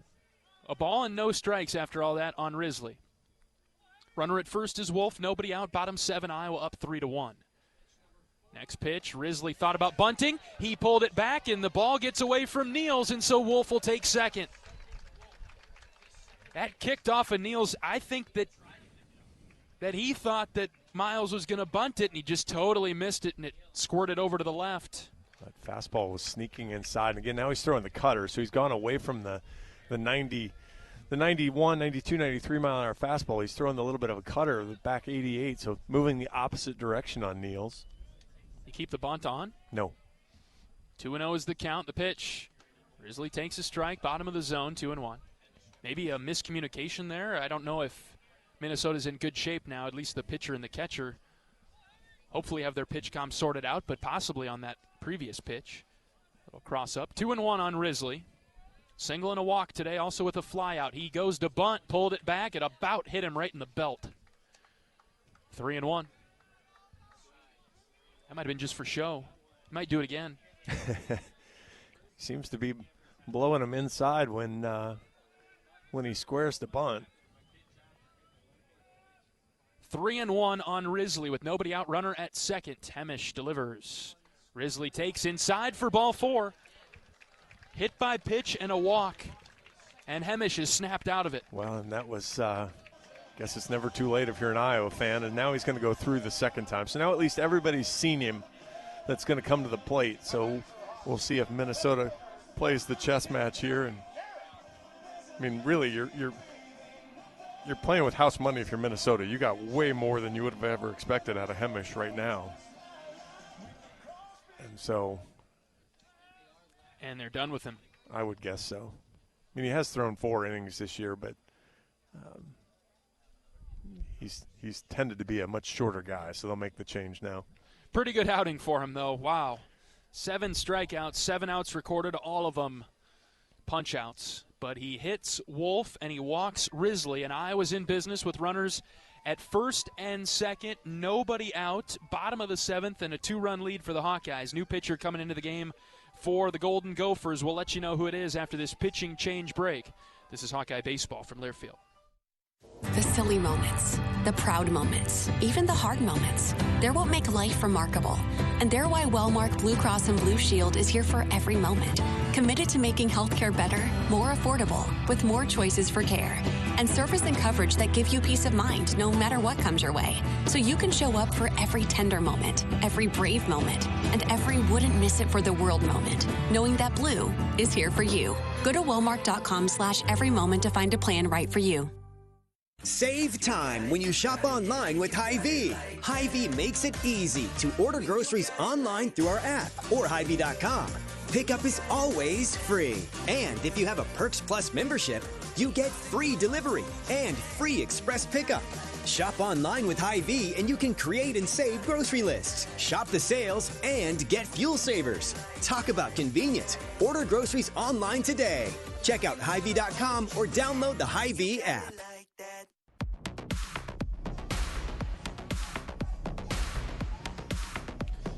New pitcher into the game for Minnesota is Ben Gregory. He is a right-handed senior from Granger, Indiana. 0-1 on the season with 2 saves, 8 appearances, 4 starts. He's got a 4.81 ERA, 24 and a third innings, 27 hits, 14 runs, 13 of those are earned, 8 walks, 20 strikeouts. Opponents hitting him around at 287. Fastball will get up there in the low 90s, and he'll throw kind of the more traditional mix. The curveball's the big vertical breaker. And you'll see it more if he can throw it for the first strike or start to land it. You'll see it more, but he's not great at landing the off-speed stuff. So you can kind of sit on fastball and spit on off-speed for a while and see if he hits the zone. Feels like Iowa is one big hit away from putting this game on ice. It's 3-1 in the bottom of the 7th. And Gregory's given up runs in his last 3 outings. He pitched against Ohio State through an inning and 2/3, but gave up 6 hits and 4 runs. Before that was Indiana, 3 innings. He gave up 3 hits, 3 runs. Illinois was 2 1/3, gave up 3 hits, 3 runs. 2 of those were earned. So there's a chance there. ERA in conference is at 9, so 7 runs in 7 innings. So kind of feasted on some non-conference and has struggled more in conference. All right, here we go. Joey Narrett making his way to the box. Left-handed hitter for Iowa. Tough day for Narrett. 0 for 3, couple of strikeouts. First and second, nobody out. Iowa's lead is 3-1 in the 7th. Wouldn't be surprised to see a bunt here. Gregory delivers, and Narrett bunted it in the air, foul. Wait, sometimes that's when you're struggling. Boy, it's everything. He's just a hard time making contact, and then even with just a pretty routine fastball up in the zone, not able to track it well and popped it up. Coach Sutherland talked about that post-game yesterday, just unable to do the things that we train so often, as Narrett bunted another one foul. Again, that's another fastball. It's just right there. This is one of the things I never have ever questioned or thought that Iowa would struggle with is sack bunts, getting bunts down. And the Hawkeyes, halfway through the season, it's just been one where it's basically been a coin flip if Iowa's going to get the bunt down, which has just been very surprising. And now it's 0-2 with nobody out.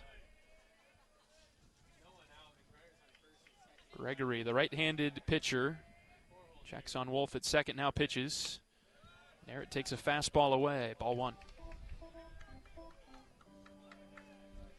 So now if you're Joey, just short memory, forget the first 3 at-bats, forget that you didn't do the job on the bunt. Do your job here, move the runners up. Gregory's 1-2. Hit on the ground, right side, and through into right field. Wolfie gets the wave around third. The throw will go into second as Wolf scores. RBI single for Joey Narrett. And Risley winds up at third. Do your job. Didn't hang his head. Got a pitch he could hit. The looping breaking ball after 3 straight fastballs. He saw it, tracked it, pulled it through the hole. And the Hawks are back on top by 3. 4-1. And runners at first and third for Carter Geffrey. This doesn't have to be just a 1-run inning there's a lot of meat on the bone here for Iowa to chomp at. Nobody out, first and third for Geffrey. Free bases. Minnesota's cracked a little bit here, and Iowa trying to make it hurt. 4-1 Hawks, bottom of the 7th. We've seen Joey do some. First pitch to Geffrey. He committed to it, couldn't stop the hands in time on a pitch that was ran in on the hands. Seen Joey do some less than great things there at first base, the base running. So be alert. Watch it. Make sure they don't snap throw behind you. The 0-1. That's up and in. It bends Geffrey back. Ball and a strike.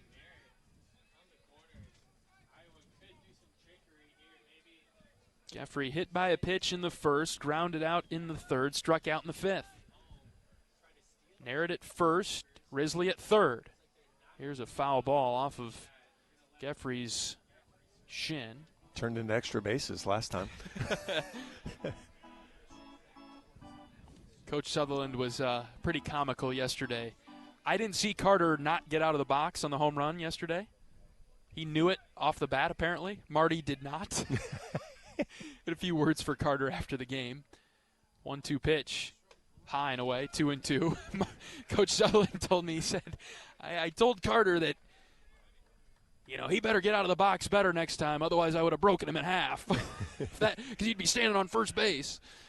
That was pretty good. I didn't bring up the other one. Narrett takes off for second as this is fouled to the third base side. Yeah, Carter hit that one yesterday, earlier in the day. Thought maybe off his foot. He kind of jogged to first, stopped halfway and everything, and wound up at second then after the error by the Minnesota pitcher. But didn't bring that one up with Coach Sutherland. He was fixated on the home run. Carter's a big human being. Narrett to second, pitches outside. Throw almost hit the pitcher in the back. It goes all the way down to second. Here comes Risley, who scores. Double steal, works to perfection. Niels nearly kills Gregory. Whoa! And that was a pretty good throw from, that was Spanier off balance to get that back into the plate. Boy, Iowa executed on the bases there. Huge second run of the inning. 3-2 now on Geffrey. He's worked all the way back. Nobody out. Narrett at second. It's 5-1 Hawks. Next pitch to Carter. Hit in the air down the right field line. Will it stay fair? It will not. Bouncing foul just to the right of the line. And the at-bat continues. Yeah, a lot going on in that last play as Narrett took off. The pitch was just high and out. Pretty good pitch for Niels to grab and then throw to second, but then he threw it on a line. It was just over the back of a crouching Gregory on the mound. He's had trouble today, really. Had a bad exchange on one. Right. 3-2, the pitch. Hit in the air to center. Narrett off the bag at second. It's caught by the center fielder, Richter. Narrett nearly doubled up on that line drive to center. He's able to get back to second. About a step early there. Woo! He got doubled off yesterday on a ball, too, that didn't freeze on the line drive and took off running. I mean, got to stop on those line drives. See where the defender is. In that case, that ball's right at the center fielder, and he's running instead of stopping to see what's going on. Just got to get back into where the defenders are. 5-1 Iowa, bottom of the 7th. Still some work to do here as Cooper Schulte is in the box. Slider in the dirt to him. He took it, ball one. Narrett thought about taking off for third. That was a toss-up there. The ball stayed in front of Niels. Yeah, the way Niels is thrown, I wouldn't have blamed him for going. Just to make Niels hustle and throw one. Also just perfectly fine with him letting Cooper or Wood try to knock him in. 1-0 pitch. Hit on the ground to second. Couple of hops to Martin, who's got it. He'll throw out Schulte for the second out of the inning. Narrett up to third. And we'll see Mitch Wood. No, we won't. See a pinch hitter here for Iowa. Stroh. Good call, John.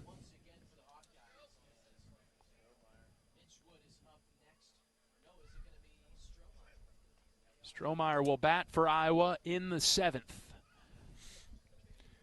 Kind of good look for Stroh. You get the kind of the right-handed guy, primarily fastballs to you, and see if Stroh can get a pitch that he likes. See it a little bit better. That was 109 off the bat from Coop again. Just drilled it. I mean, I know it's a ground out, but geez. What do you think for the 8th, John? Do we go back to Rundy or? Gosh, he's only sitting at, what is he, 75 pitches or 78 pitches or something?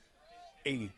8, 9, and 1 for the Gophers in the 8th. We'll see if Iowa can do any more damage here. Kellen Strohmeyer is up. A swing and a miss at the first one that he sees from Gregory. And Iowa has swung through more fastballs today, particularly in the last 3 innings.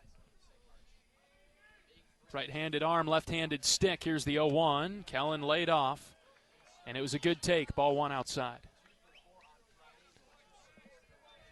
I think I like Rundy to start the inning. Just be the 3rd time for the 8 and 9 hitters to see him. Yeah, and then I think you have Husak come close it. Yep. 1-1. Strohmeyer squaring to bunt, pulled it back. The pitch sailed outside. Ball 2. Love it. I mean, the third baseman's back. Spaniard's got no chance playing back in the hole deep short behind second base. Kellen's fast. Bunt single this, and you're going to drive in a run. 2-1. Swing and a miss. 2-2. That's a good cut from Kellen. You can see his head, though, at the right field foul pole. Go from bunting to swinging for a home run. I like the versatility. 2-2. The next pitch is high. Above the letters, full count now. White on deck for the Hawks. 5-1 Iowa, bottom of the 7th. The Hawkeyes have picked up 2 more runs. 3-2 to Kellen. Strike 3 called. Low outside corner. Strohmeyer took it. And Iowa will leave a runner at third base. 2 runs across on a double steal and an RBI single from Joey Narrett. Iowa 5, Minnesota 1. We'll be back for the 8th after this on the Hawkeye Radio Network from Learfield.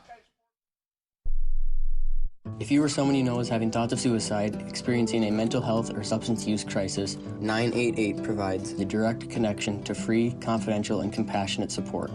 When you call, text, or chat 988, you'll be quickly connected to trained crisis counselors who will listen to your concerns, provide support, and connect you to additional resources if needed. There is hope. You are not alone. For 24/7 support, call or text 988 or chat 988lifeline.org. A message from Iowa HHS. Hello, Iowa. Here's a promise. Wherever you are in this great state, University of Iowa Healthcare is here for you, even if you never walk through our doors. Educating, caring, leading research, sharing our expertise with all. Because we believe that UI Healthcare is here to make all of Iowa better. UI Healthcare, changing medicine, changing lives. Visit uihealthcare.org.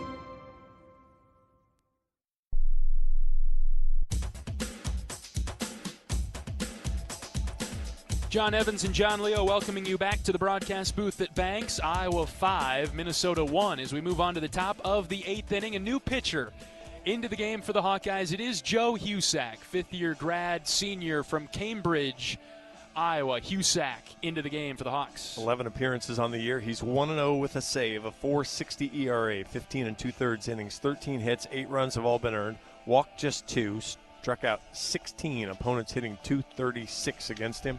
Not a save situation here, but this is kind of what Iowa brought him in for, was to close out games and to finish it up and close the book on Logan Rundy. Boy, Iowa got a start from Maddox Freeze that they needed yesterday, and then Kyle Levo finished it up. But, boy, Logan Rundy, 7 innings, 4 hits, 1 run. It was earned. He walked 1, struck out 5. He gave up a double and the solo home run. He was outstanding, induced a double play, threw 80 pitches in those 7 innings, so extremely efficient, 55 strikes. Best start of the year for Rundy. And tip of the cap there for Logan. Well, I was going to tell you, I was going to ask, was Maddox the best start, first pitch for a strike from Husak, was Maddox Freeze's start the best start of the season yesterday? For anybody? For Iowa, yes. Yeah. And I think we might have just aced it. I think so. No balls and a strike. Next pitch from Husak, low and away, 1-1. Yeah, I think back-to-back, we've updated the season's best, you could say. Yeah, and boy, at important times after using 4 guys out of the bullpen on Friday. Had to have it, and the Hawks have gotten it so far. Husak trying to close the door on the Gophers. We're in the 8th. It's 5-1. Misfired on a couple in a row to Aiken, the DH, 8-hitter, 0 for 2 today. 0 for 7 on the season. He's spinning him away. Let's get it in the zone here, Joe. Did hit a ball hard to left center field. 4-run cushion. The 2-1 is hit on the ground. It ramps the mound and goes to Mitchell at second. Gable's got it. 1 away as he throws it over to Wolf to retire Aiken. It was kind of a weird spinner. It was 74 off the bat. Both balls have been hit kind of back toward the Iowa pitcher. Their reaction has been, oh, it's coming fast, and it's been more of a changeup to him. Did a good job to recover here. Jack Bello up for the Gophers now. 1 away, bases clear. Timothy is tuned in from Norfolk, Nebraska. Says he lives in enemy territory. Gives us a big go Hawks on the Hawkeye Radio Network. Thanks for tuning in today, Timothy. I don't envy you too much having to live over there in Nebraska. There's a good golf course there. I can't think of the name of it, though. 0-1 pitch, down and away, ball and a strike. You've played it, yes? Or yes. You just know of it? No, I played it when we lived in Omaha, and I was in the Nebraska section. So you've had to live in enemy territory before. I have. You survived. Got out as quick as we could. 1-1 just off the plate outside, 2 balls and a strike. Short stint over there? Yeah, about 2 years. That was plenty. Now we just go there every year of the Big Ten tournament. That's more fun. Yep. In and out. 2 balls and a strike. Husak out of the windup. He brings it home. Swing and a miss. Overpowered him with 93. Top of the order, Spanier is on deck. Bello has a base hit today. Tall right-handed hitter. Husak's 2-2. Here it comes. Strike 3 called. Top of the zone. He got him. Bello can't believe it. Go ahead and sit down, Jack. You were crowding the plate and busted right on the inside at 91. It's an extended conversation. Well, the umpire said, I've had enough. Now talking to the Minnesota coaching staff. Still going on. Look out. Look out. No more. No more, says the home plate umpire, Justin Robertson. Not another word.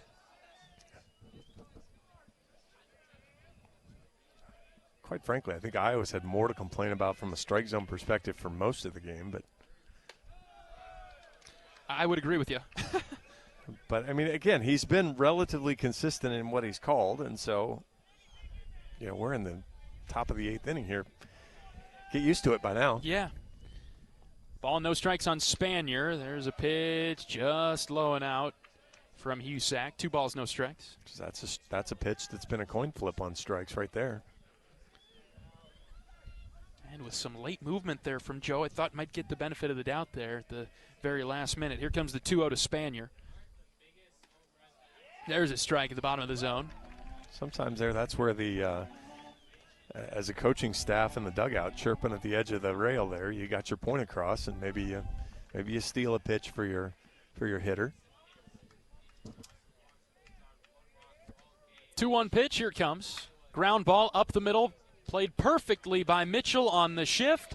He throws it on a line over to Wolf. 3 up, 3 down. Joe Husak, calm, cool, collected, walking off the mound. And a nice start to his outing as he works a clean 8th. We'll go to the bottom half of it, 5-1 Hawks. And we're back after this on the Hawkeye Radio Network from Learfield. Can you think of anything that costs the same today as it did 10 years ago? There isn't much. That is, unless you're a Mid-American Energy customer. Thanks to all the renewable energy we're generating, our customers pay nearly the same rate for electricity today as they did back when we were all singing, "Call Me Maybe." And with Mid-American making even more investments in clean energy, you can count on enjoying those same affordable rates for the next decade. Now that's obsessively, relentlessly at your service. You're a Hawkeye. You named your dog Kinnick and your cat Herky. Your morning alarm is back in black. Yep, you're a Hawkeye. And now it pays to be a Hawkeye with a Hawkeye account from Community Choice Credit Union. Low fees and great perks, plus Iowa exclusives like your choice of a Hawkeye-powered Visa debit card, Iowa merchandise, and exclusive giveaways. You've spent more time at Finkbine than you have at your office, so we know you're a Hawkeye. Now make it pay with a Hawkeye account from Community Choice. Learn more at HawkeyeAccount.com.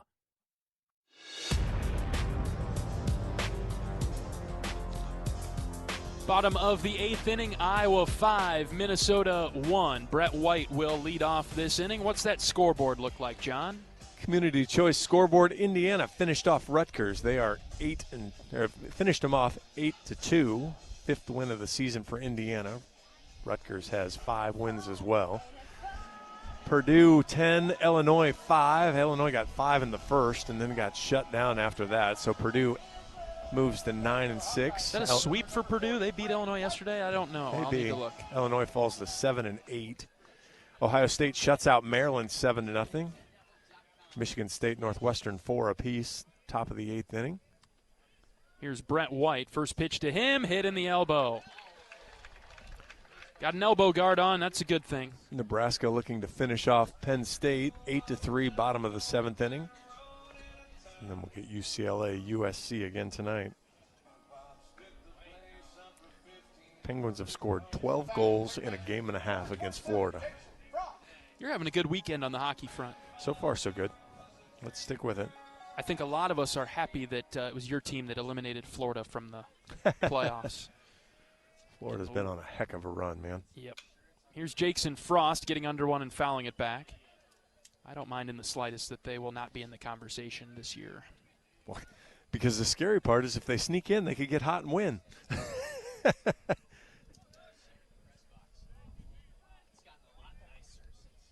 Frost showing the bunt, pulling the Minnesota Gopher defense in, and then he took strike 2.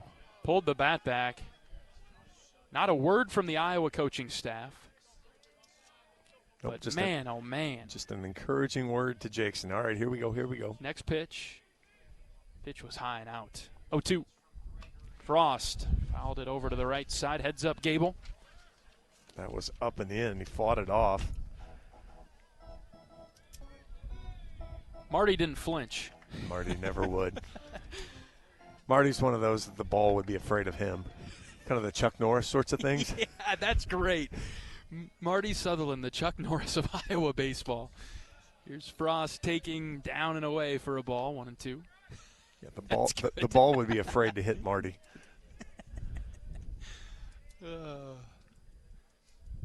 You might have to say that one to him. Next pitch to Frost, swing and a miss, strikes out.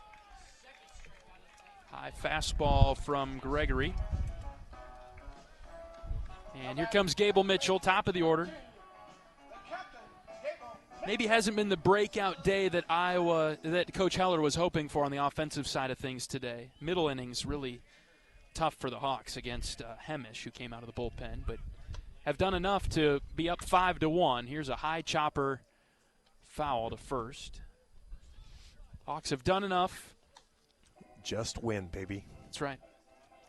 And, one of the things that we've talked about is what's made the, as the offense has kind of ebbed and flowed a little bit, what's been difficult is when the pitching hasn't been on point. Hasn't thrown strikes, given away some free bases. Last 2 days so far.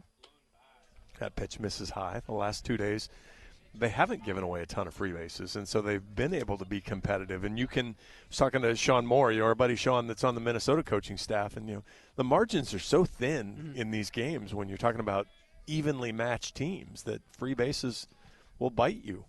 White takes off, and Gable pokes it through the left side. Brett's hustling around second, headed for third. He'll get there standing up as Mitchell singles, as the hit and run works to perfection there for the Hawkeyes. Yeah, that was perfect there. Spanier abandoned his position early to go cover second base, and Mitchell hit it right through the gap where Spanier was playing. And so slow roller through the right through the 6th spot turns into a base hit. Iowa's lead is 5-1 in the bottom of the 8th. The Hawkeyes could ice it with a couple more runs, feels like. Yeah, wouldn't hate some comfort level here. Here comes Caleb Wolf. 2 RBIs for Wolfie today. He singled in the first, was hit by a pitch his last time up. 2 runs scored for him as well. He shows the bunt, popped it up right to the first baseman who makes the catch.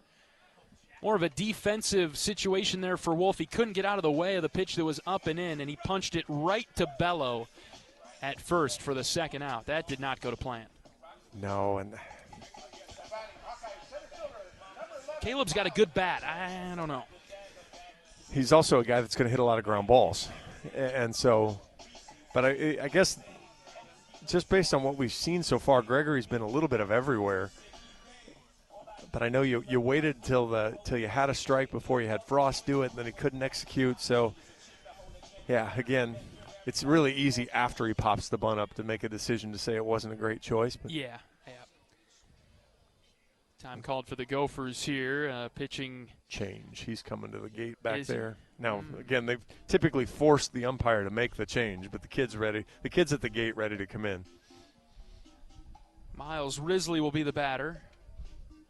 And so, really, if you're Justin Robertson, if you just walk out there right now, he's going to change pitchers. So all you have to do is go get him. Yep. He's going to stand out there as long as you let him stand out there. Iowa will pull its runners. And umpire Robinson's checking his phone. He's just now he's finally wandering back out.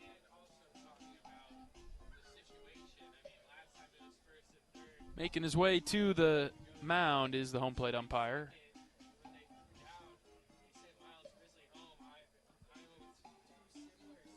Pretty involved conversation here for the pitching coach.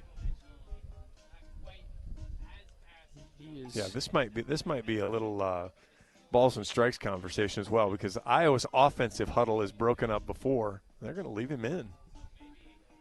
Pitching coach is pretty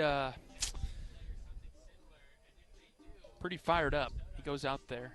I wonder if he's Italian. I think I can say that because he's throwing his hands around. He's bobbing all over the place. He's talking to the infielders. Kid was at the gate. He walked back. That was Capomaccio. You needed him. 2 outs for Miles Risley. First pitch strike. I think it was Capomaccio. Work on your Italian, John. Capomaccio, yeah. Well, funny enough, that's what we were just talking about. Yeah, I know. It's perfect. First and third for Riz. Next pitch, eye level. Boy, you could see the seams on that one. Risley's walked twice today. He has a single. Been productive with a run scored. See if Iowa plays any games here. Next pitch, high again. Ball 2. Do not get hit on the hand again. No, get that hand out of there, Miles. 5-1 Iowa, bottom of the 8th, in the driver's seat to take this series. Looking to tack on another run or 2. There goes Gable. The pitch is high. Pump fake from Niels. Now Mitchell is shuffling to second base. He'll get there now. Yeah, this was that was the Friday adventure that we got. We got the all-time best exchange between Coach McDevitt and Coach Heller as they broke down the steal and stop from that Minnesota tried on Friday. That was incredible. Happy to be an audience member for that one. 3-1 to Risley. Inside corner, called strike. Yeah, we came away from that little 10 or 15-minute exchange going, we could have a really good time with the Minnesota coaching staff too.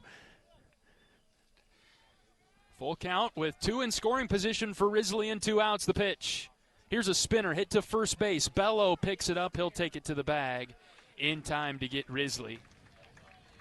And the runners are left on in scoring position for the Hawkeyes. We're through 8. It is 5-1. Joe Husak, the first Hawkeye out of the dugout. He's headed to the mound to close this one out as the Hawkeyes lead by 4. We'll be back for the top of the 9th after this.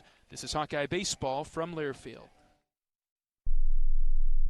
Whether they roll the dough or pour the joe, bake the bread or greet instead, your team goes the extra mile, and they deserve healthy eyes and a healthy smile. For plans that cover businesses of all sizes, Delta Dental customizes. With employer costs as low as $0, you can offer benefits and be a hero. Affordable coverage is a click away. Visit deltadentalia.com today. Hey everyone, David Kahn here. It's time to play ball. The 2026 season is upon us, and the best way to get in the game is by listening to College Sports Now's official baseball podcast, Dugouts, Dumbbells, and Dingers. Each week, we'll have exclusive interviews with players and coaches that take you inside the locker room as we unpack the top stories of teams all across the country. We're delivering our best fastball, so step into the batter's box and tee us up. Available wherever you podcast on the College Sports Now feed or on YouTube. Just search Dugouts, Dumbbells, and Dingers.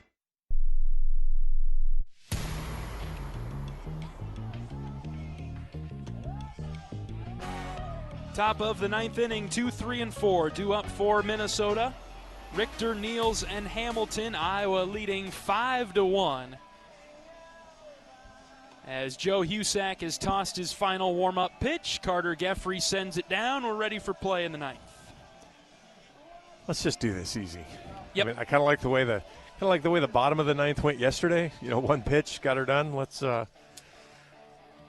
I know you can't get one pitch to get the top of the ninth done, but let's work quickly and efficiently, much like the Iowa pitching has all day.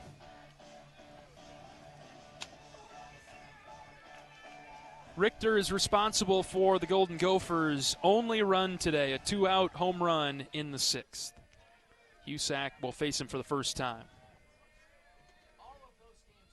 Righty versus lefty, first pitch from Husak. Strike one.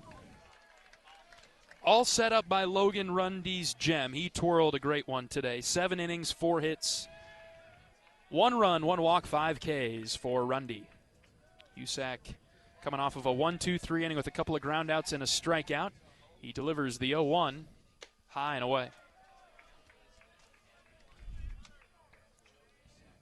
Minnesota won the opener 9-4. Iowa with a walk-off winner yesterday, 3-2. And looking to win the series today, up 5-1 in the top of the ninth. Here's the 1-1.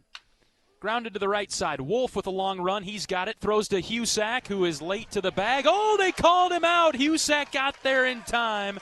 That'll be an immediate challenge for Minnesota. I actually think he got him. I might have been premature. I think you're right, John. I think Husak got the foot down quickly. It was a high throw from Wolf. Husak shows some athleticism there to leap up and catch that. And now it'll all just be on whether or not Husak's foot got down before Richter I'm not really touched sure. the bag. I'm not really sure what Coach McDevitt's asking here. You know, he's talking to the home plate umpire. Are we going to have the meeting of the umpires again of, hey, what'd you guys see? Okay, yeah, we're going to stick with the call, and then we'll go challenge it if you want. And there aren't going to be multiple challenges in this inning, I wouldn't think, so I'm not sure why Coach McDevitt isn't just challenging this. Well, and it doesn't matter anymore if you remember. We learned that lesson after we were trying to figure out how Nebraska got a what would have been a second or what we felt was a third challenge. Oh, he's been tossed out of the game. McDevitt's gone. Whoa. Where'd that come from? They had initiated the challenge. The home plate umpire, he went hands to the ears, and as he was turning away, he spun back around and said, "You're gone, Coach McDevitt." There must have been a magic word mentioned in there because, and that's his, at least his second ejection. Because again, in our story time yesterday, we heard about the first one, and according to him, it was almost as mild-mannered as that one was. Huh. Well, there we go. Now we're still having now we still have the challenge. We usually play this on a pitching change. Now we're throwing it for the head coach. We haven't had one of those in a while. No, we've been on the wrong end. Yeah, we've been on the wrong end a couple times. We'll never forget Coach Heller getting tossed at Georgia. I was just going to say exactly the same thing. That's the one that will stick out to me for the longest because we shared a glass window with the Georgia booth guys, and that was when I still had the tic-tac-toe board for balls and strikes, and you could hear them say it wasn't that bad, and I held up the TrackMan to them and showed it to them, and they're like, oh, okay. Perhaps it was.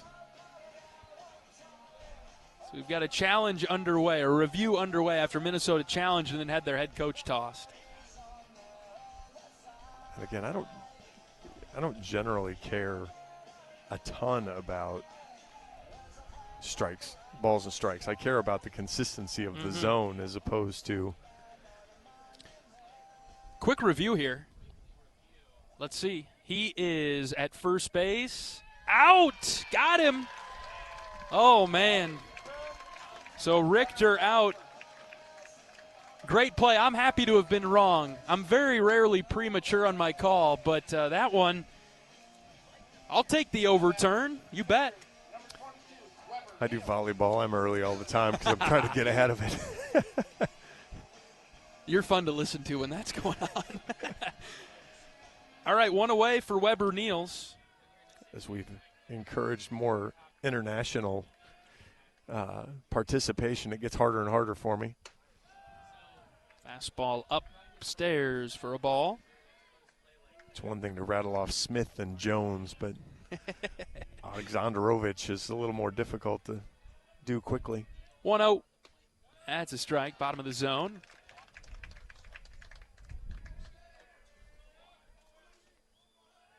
Hawkeyes looking to put the finishing touches on this weekend series.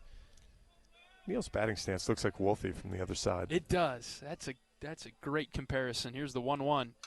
Fouled off. And out of play to the right. Back toes on the inside chalk, open stance.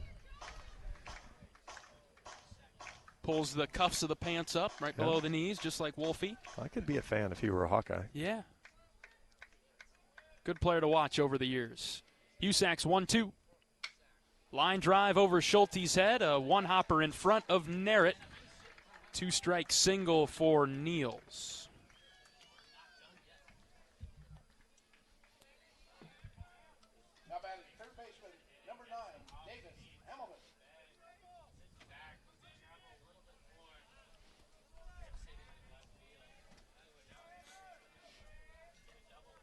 Davis Hamilton, the batter for Minnesota.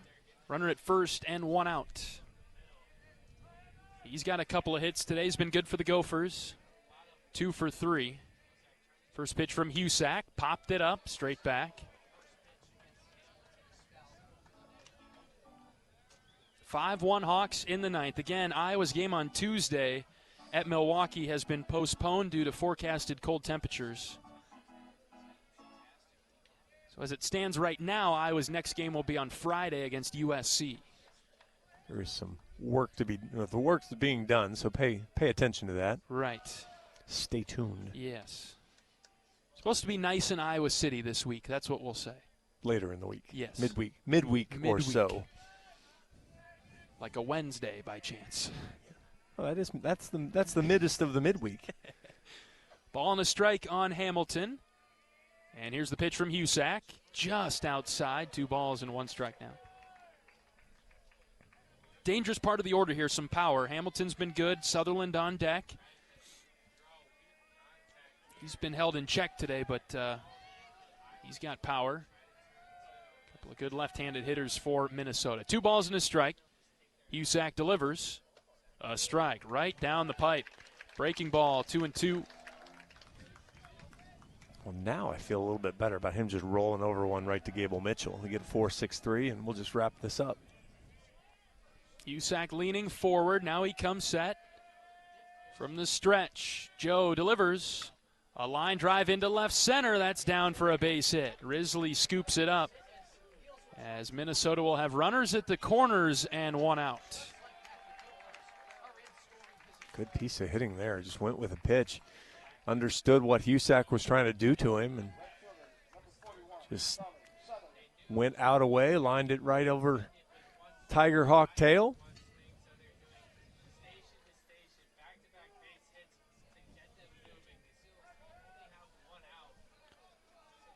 All right. Back-to-back singles for the Gophers in the ninth. 5-1 Iowa. Sutherland is up. 0 for 3 today. He does have a ground out. First pitch from Husak. Swing and a miss. Ground out was to Mitchell at second. We'd take one of those. Iowa has turned a number of double plays this weekend. First and third for Minnesota and 1 out. Husak ready, and he pitches. Swing and a miss, chased a high heater Joe cooked that one up at 94. Yeah, he got that one up in the zone, showed it up in the eyeballs, and Sutherland couldn't resist. Fastball's been good for Joe against Sutherland. See what he throws here. Up and away. 0-2. Missed his spot down and in. Ball 1. Yeah, he just overthrew that one. I'd love to have seen if he almost could have put it in exactly the same spot. See if he gets Sutherland to chase again. You could hear Joe grunt from up here. Yeah. And funny thing was, he lost velocity. Like trying to swing harder with the golf club doesn't work out very well very often. A ball and 2 strikes on Sutherland. The pitch from Husak. Inside, just about hit him. Yes, that's where you've been good. Just relax. You don't need to do anything extra. Kind of giving away some of the advantage here by overthrowing 2 fastballs. Counts 2-2. Husak comes set. Now he brings it home. Hit well to right. This is trouble. Back goes Brett White. He runs out of room. It's a 3-run home run for the Gophers, and it's 5-4. Whoa. Yeah, the funny thing is that ball wasn't even that 92 off the bat. Just perfect spot with the wind blowing that way, and tried to. That's why I'm not sure why he was coming back down and in. That's the only place a left-hander can hurt you. You leave it over the plate, he's going to do what Sutherland or what Hamilton did, just line it into left center. You're good with that. That doesn't matter. Coach Obermueller will take a walk just to relax Joe here a little bit. Iowa has bodies in the bullpen, but Joe's the guy. Yeah, I wouldn't expect, unless this inning gets really out of hand, I would not expect to see any other Hawkeye pitcher toe the rubber. Well, bases are empty now for Michael Lippy. Second at bat of the day for Lippy. He flied out to Risley back in the 7th. Started up again. Here we go, Joe. Back in it. Winds and fires. Down for ball 1. Now all of a sudden we hear Minnesota getting chatty from the dugout. Yeah, the 12U travel team's back. 1-0 pitch from Husak. Missed again, low. Come on, Joe.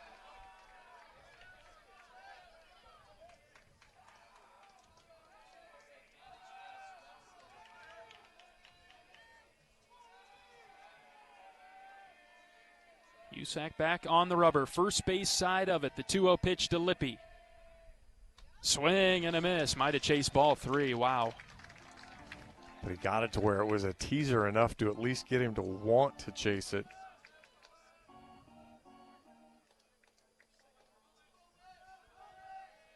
Husak stays alive in the count. Here comes the 2-1.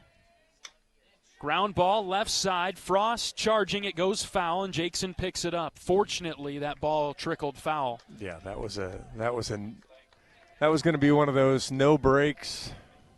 No break for the Hawkeyes. Just find a dead spot on the turf, but fortunately trickles a few inches foul.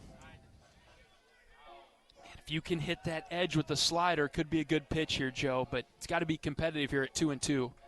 Can't really afford to put the tying run on base. 5-4 Hawks in the 9th.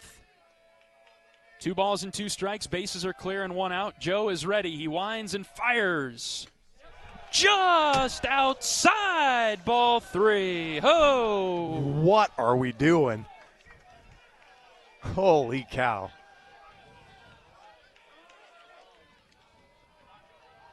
Full count now.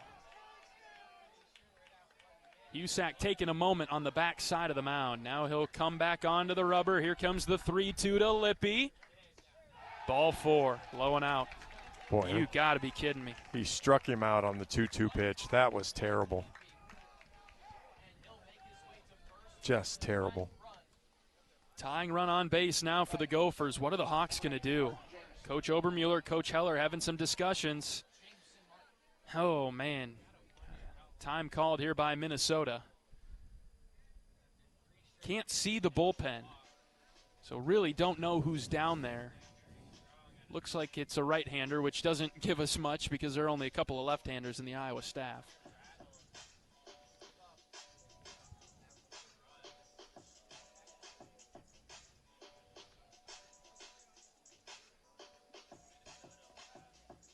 Oh, man. Again, that's that pitch that's been, doesn't matter. We'll move on, but see if we're going to have a pinch runner here perhaps for Lippy. Or maybe we're going to get Martin out of there as pinch hitter for him. He's been on the bit of a struggle bus this weekend. Yeah, Minnesota's certainly taking their time with whatever they're deciding. Making some changes. Well, again, you also don't have the head coach theoretically making the decisions.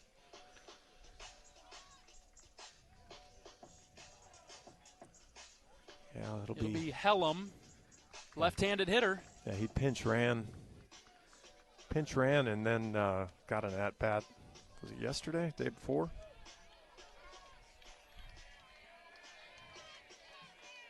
All right. Hellum going to bat for Martin. 0 for 12 on the season. 6 strikeouts. Pitching change, though, for the Hawks. Oh, boy. Husak could not close it out. And Iowa goes to the bullpen. We'll see who they're bringing in. It's a 5-4 game. Iowa with the 1-run lead. Runner at first for Minnesota and 1 out in the 9th. We'll let you know who the new Hawkeye pitcher is when we come back from this pitching change break on the Hawkeye Radio Network from Learfield. Hawkeye Nation, here's something big. U.S. Cellular is now part of T-Mobile. That means Iowa fans are now on America's largest 5G network, bringing even more strength and coverage to every game day and every day. As the official wireless partner of the Iowa Hawkeyes, we're proud to power every call, every post, every celebration. U.S. Cellular and T-Mobile, better together. We love it when the Hawkeyes do their thing, because if there's anyone who can appreciate building a legacy, it's John Deere. We've been growing our team since 1837, recruiting the best thinkers, doers, and makers to craft innovations that outpace the competition. Because whether it's cultivating the earth with a tractor or reshaping it with a 40-ton excavator, the machines we build are building America. Nothing runs like a Deere.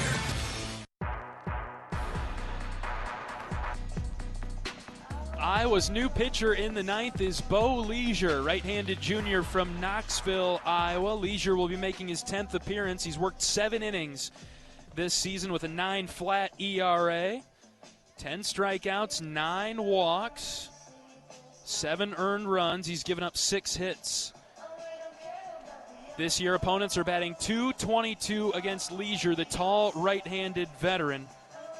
And he'll come into the game with a runner at first base for Minnesota. It is the tying run after a 3-run home run in this inning. Has tightened this one up. It's 5-4 Iowa. And Leisure will face Hellum, a left-handed pinch hitter for the Golden Gophers. Putting in a lefty makes sense for Minnesota with the wind blowing out to right. Leisure on the mound for the Hawkeyes. Runner at first and 1 out. First pitch, just high, ball 1. Leisure with 7 innings pitched this season, 10 strikeouts, 9 walks. Got to get in the zone here. Ball and no strikes. Next pitch. That's in there for strike 1. See, I feel like the umpire has choked his strike zone down here a little bit. Bad time for that. Counts even at 1 with 1 out. Short lead at first, extended a little bit there. And the next pitch, outside corner, strike 2. Very edge of the zone. We'll take it. To come in the back door like that on the breaking ball, ooh. Off-speed pitch. Now keep him off balance here. Don't miss in the middle of the plate here. He's crowding the plate. A ball and 2 strikes. Leisure kicks and fires. Strike 3 called. He punched him out in the middle. Yes. Crowded the plate, so you think that ball's inside. It was not. 2 down. And here's Aiken.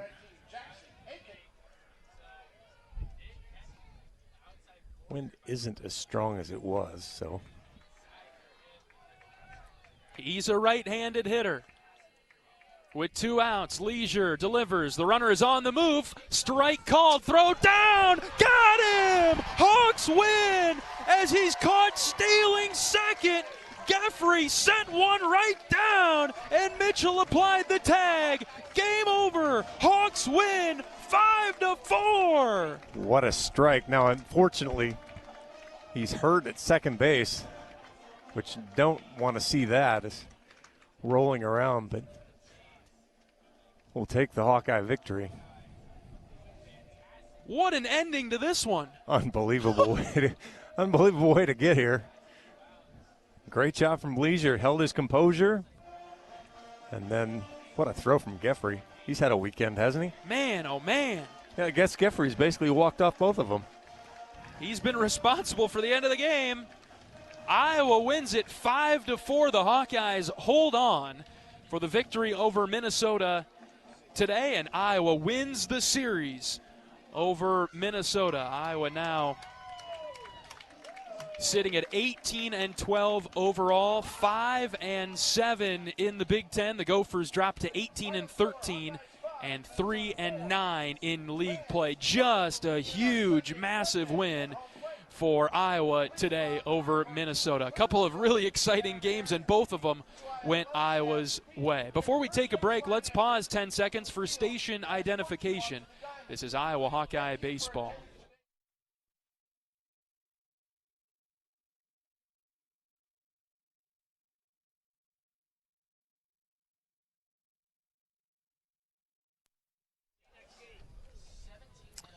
Iowa beats Minnesota today 5-4.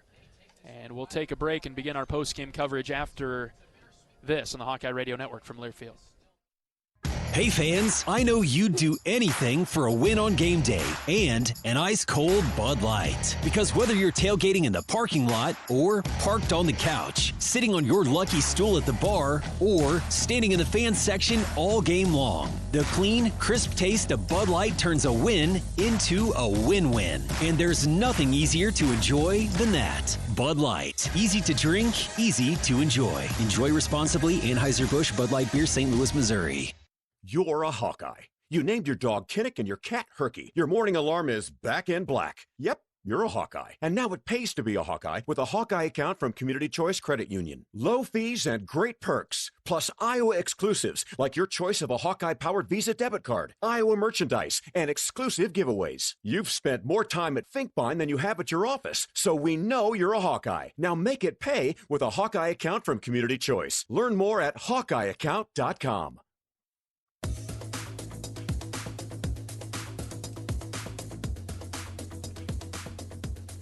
Iowa wins the game 5-4 today in a thrilling game against the Gophers. Iowa holding off Minnesota. The Minnesota Bats came to life a little bit with a 3-run home run in the 9th inning.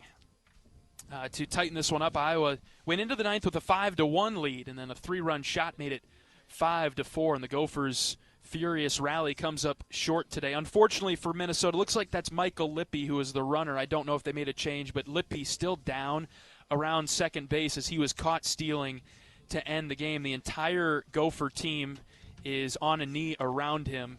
Looks like a pretty gruesome leg injury. Iowa players are in front of the dugout, and Iowa's coaching staff, athletic training staff, Jake Feldman out there as well to help out the Gopher, who has sustained a pretty significant injury out there at second base. Yeah, the Iowa team was actually going to make their way out there as well, and then kind of got routed back, and so Iowa's not not leaving their dugout area either, and they're looking anxiously on there. I mean, because again, it's the it's the full brotherhood idea of it. It's they know what it's like, and they know all of that puts out there has that opportunity for them either. It's not you think about it with football and what that means, and you don't necessarily think about it the same way, certainly in this case with baseball. But yeah, just unfortunately a good aggressive slide into second base and spike catches, and it doesn't look like it went over well. It looks like there's kind of a cast working on here and making some arrangements here for him. A lot of staff members on the field here. I think Nick Ung's working on getting an ambulance here is what's going on down on the field. A lot of the Iowa fans have also stayed put here in support. Let's take a bonus break on the Hawkeye Radio Network. We'll take a bonus break, not post-game number 2. Let's take bonus break here, and we'll be back in a moment on the Hawkeye Radio Network from Learfield. The silly moments, the proud moments, even the hard moments. They're what make life remarkable. And they're why Wellmark Blue Cross and Blue Shield is here for every moment. Committed to making healthcare better, more affordable, with more choices for care. And service and coverage that give you peace of mind no matter what comes your way. So you can show up for every tender moment, every brave moment, and every wouldn't miss it for the world moment. Knowing that Blue is here for you. Go to Wellmark.com/every moment to find a plan right for you.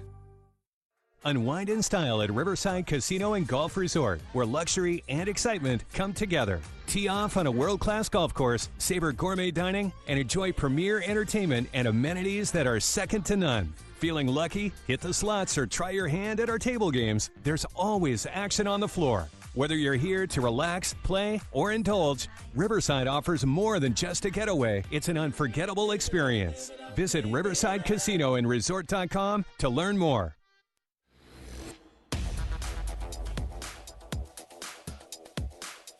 Iowa takes down Minnesota today 5-4. The Hawkeyes win the final 2 games of the series after losing the opener on Friday afternoon. A 5-4 win moves Iowa to 18-12 overall, 5-7 now in the Big Ten. That's a huge win for the Hawks. Gophers are 18-13, 3-9 in the league. Iowa with 5 runs on 6 hits, left 10 on base. That number seemed higher than I thought. I knew there were opportunities, but maybe 10 sounds about right. Well, it was early and it was late. Obviously the middle when Hemish was dealing, there wasn't a lot of excess traffic, but otherwise Iowa had a lot of pressure on the base paths. Just couldn't really put the game away.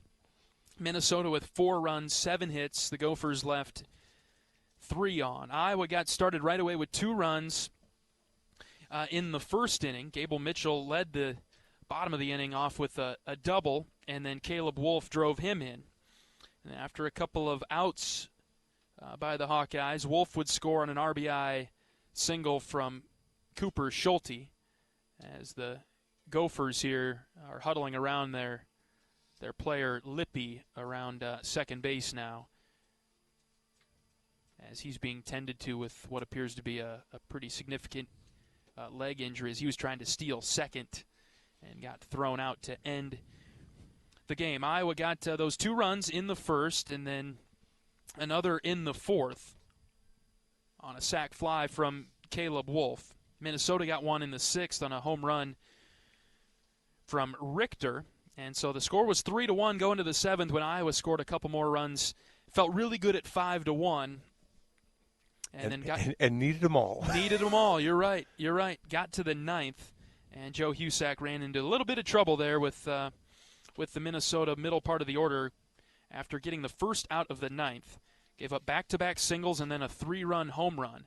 And Iowa had to turn to Bo Leisure, who came in and did a great job to get a strikeout and then the caught stealing that ended today's game. 5-4, the Hawkeyes win it. John Evans, your overall thoughts on first this game, and then we'll talk about the series. Logan Rundy again. I mean, just like we started yesterday with Maddox Freeze. I mean, it was a game you really had to have. We went into the weekend with TBD and TBD on Saturday and Sunday, and Maddox Freeze did a great job on Saturday, and then Logan Rundy again today after some tough outings.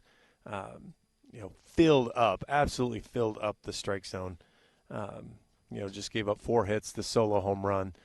So he was everything you wanted, and Iowa had, just enough hitting, and other than kind of in the middle, did a really nice job grinding out a lot of at-bats. 7 innings pitched for Rundy, 4 hits, 1 run, 1 walk, and 5 strikeouts. Now, as a whole, the weekend, we kind of had this attitude on Friday. Didn't really have much of a choice, but I don't really care when you win the games. If you're going to win the series, take 2 out of 3. That's great. Now, looking back, we can say, all right, we won 2 out of 3, so it's okay. It's all good. Didn't get off to a good start on Friday, able to turn things around then the rest of the weekend. No, and what you see is, again, we talked about it a little bit during the game today, the free bases. You just got to stay away from those at this level because, as you saw there, guys can hit. So, guy hits a 3-run home run, but, the good news for Husak, they had 2 singles against him. He didn't walk anybody there, and then he lost the last guy. But just a good job of getting in the strike zone consistently and being competitive when you got to 2 strikes on Saturday and Sunday that maybe the staff Friday didn't do as good a job on, and so really outstanding job there, and hopefully that gives the entire staff a blueprint for this is the way we're going to have to be going forward. Is we're going to have to get ahead and then execute our pitch, and obviously the guys that did it Friday or Saturday and Sunday learned that they can. There's no question mark. Not that maybe they had too many crises of confidence, but certainly. Against a pretty darn good team over there in the Minnesota dugout. They got it done. The coaching staff before the game had said that this was the best Minnesota team we've seen in 5 or 6 years. Now, we've seen them, I think, all 4 years that we've been together doing this. I would agree. Yes. By far. Yeah, I mean, again, they're not a perfect finished product yet, but boy, the pitching's outstanding. Yeah. I mean, that's a great launching point, and then if you can figure out how to get enough timely hitting, they've got a good mix of righties and lefties and some pops, a lot of speed, and that's, we didn't see a ton of stolen bases attempted from them this weekend, but that's part of their game is put pressure on you and get after it. And Iowa handled that well by varying holds and obviously with Carter, covering up behind the plate well.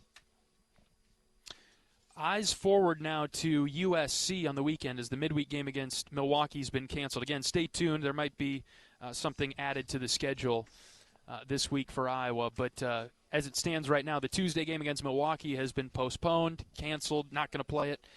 We'll go to USC Friday through Sunday, and the competition ramps back up again with the Trojans, who have one of, if not the best, pitching staff in the conference. Yeah, they've consistently been good, but boy, have they taken it to a different level this year. And so, it'll be a big test for the bats.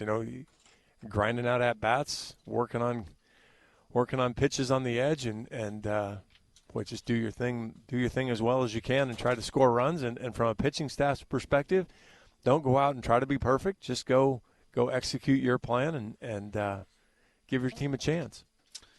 Iowa and Minnesota, they have now shaken hands and retired to their respective dugouts, still tending to Lippy. He's seated on the turf behind second base, but I think we'll be having medical staff make an appearance here at Banks to help him get off the field and get tended to appropriately. All right, we'll take our final post-game break. When we come back, we'll talk with Coach Sutherland, and we'll relive the highlights of this one. We're back in a minute. This is Hawkeye Baseball from Learfield.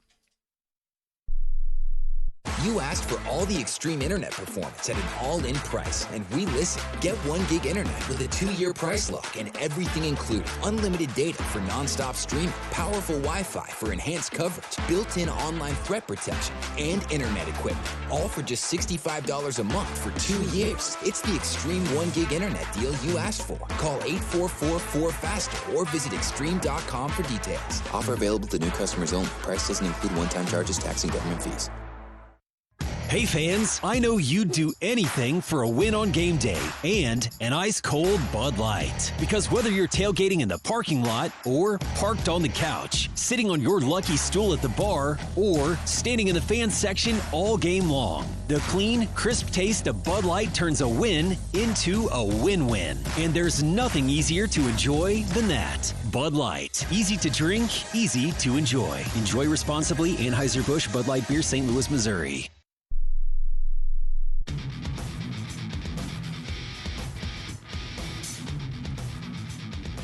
Iowa takes down Minnesota 5-4 today, and the Hawkeyes clinch the series in the finale. And another nail-biting victory over the Golden Gophers. Good win for Iowa, 5-4 over Minnesota. Several highlights, a lot to choose from. Cody did a great job as our producer today. Cody, let's hear him. 3 balls and 2 strikes, another payoff pitch. Wolf sends a chopper up the middle. Long run for the second baseman. Backhand stop, no play. Wolf is there at first, and he brings home Mitchell. Cruz on, ready, the pitch. Ground ball, right side, through into right field. Wolf getting the wave around third. Here comes Caleb. The throw is not in time. Wolf slides head first and touches home. Schulte on the ground ball into right. Here's the 0-1 pitch. It's hit on the ground to short. Schulte's got it. He'll take it to second himself. Throw it to first, and it is in time for the double play. He's swinging at the first pitch instead, and he popped it up to center. And, oh, man, Richter battled the sun. He's able to make the catch at the very last moment. Brett White tags and scores from third. It is 3-0. Boy, Richter really struggled with that one in center. Here's the 0-1. Another breaking ball. That ball's lined up the middle. Mitchell on the backhand. Off balance throw. Got him! What a play! Gable Mitchell. Caleb Wolf with the stretch. Here's a tapper to the third base side. Frost is going to have to hurry. This is a backhand, a bare hand play by Frost, and he throws a dart over to Wolf. Rundy checking the runner at second, now bringing it home. Swing and a miss. He struck him out. Gregory's 1-2. Hit on the ground, right side, and through into right field. Wolfie gets the wave around third. The throw will go into second as Wolf scores. RBI single for Joey Narrett. Big human being.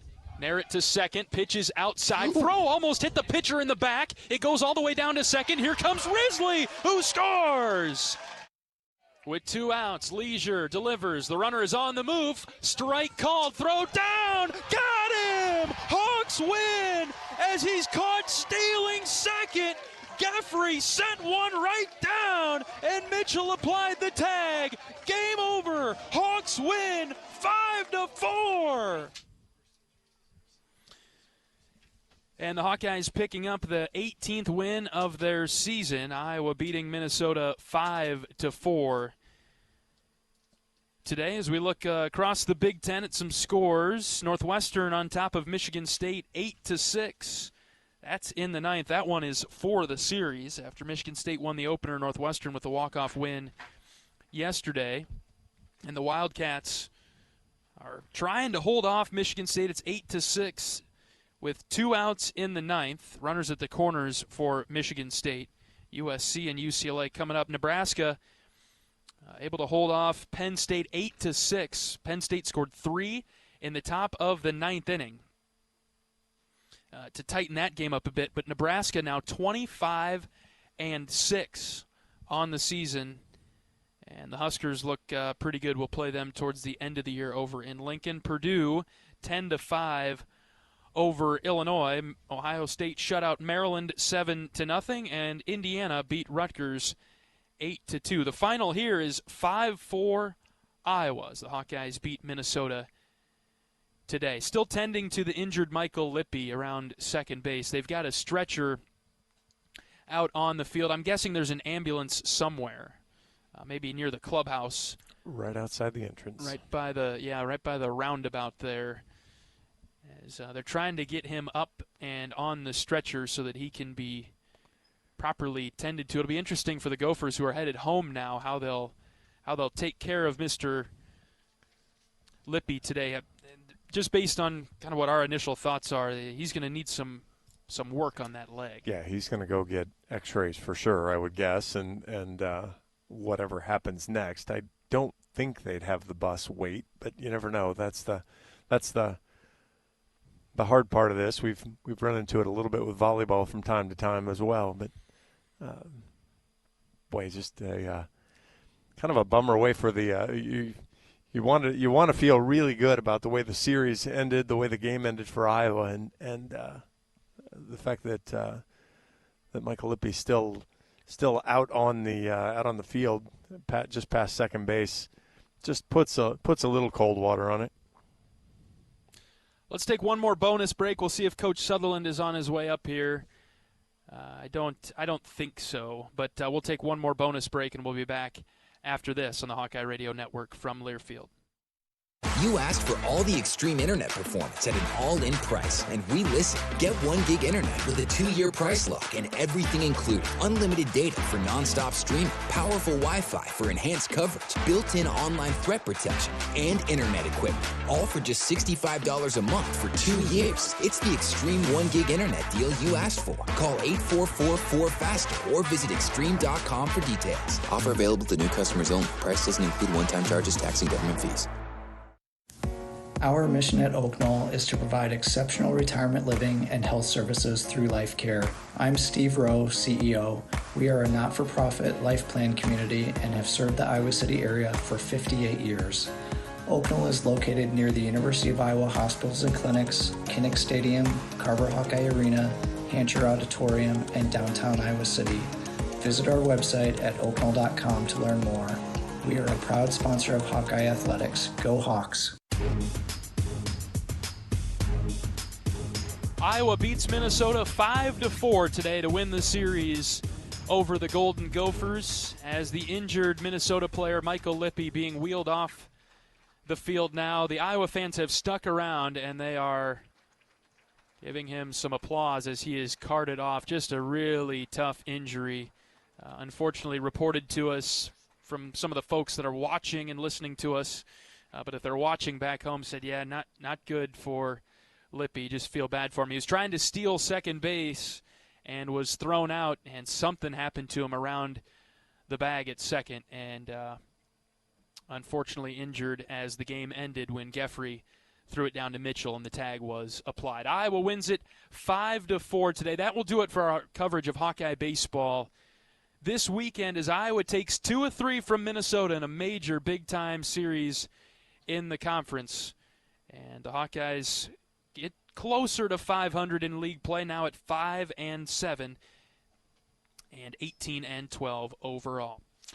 Cody Mackey was our producer today down at the studios in Jeff City. Awesome job, Cody. Always a pleasure working with you. My color analyst, John Evans. Great to be back with him this Easter weekend. I'm John Leo saying so long from Banks. Thank you for spending your Easter Sunday weekend with us on the Hawkeye Radio Network, and we are pleased and proud to deliver a Hawkeye win today, 5-4 over Minnesota. We'll talk to you again soon, friends, on the Hawkeye Radio Network, as we say so long from Iowa City this weekend. Every day's a great day to be a Hawkeye. Some are just a little bit better than others. So long, everybody. Iowa Hawkeye Baseball has been brought to you by Iowa Corn. You might think Iowa just grows corn, but the truth is corn grows Iowa. Brought to you by Iowa's corn farmers of the Iowa Corn Growers Association and the Iowa Corn Promotion Board. Iowa Lottery. Be a VIP with the Iowa Lottery. Visit ialottery.com/VIP for details. Mid-American Energy. Mid-American Energy is proud to deliver affordable, reliable energy to you all season long. U.S. Cellular, the official wireless partner of the Iowa Hawkeyes. U.S. Cellular, built for us. Also brought to you by Wellmark, here for every member, every moment. Learn more at wellmark.com. U.S. Bank, proud to sponsor the Iowa Hawkeyes. Equal housing lender, member FDIC. The preceding has been a Learfield presentation on the Hawkeye Sports Network.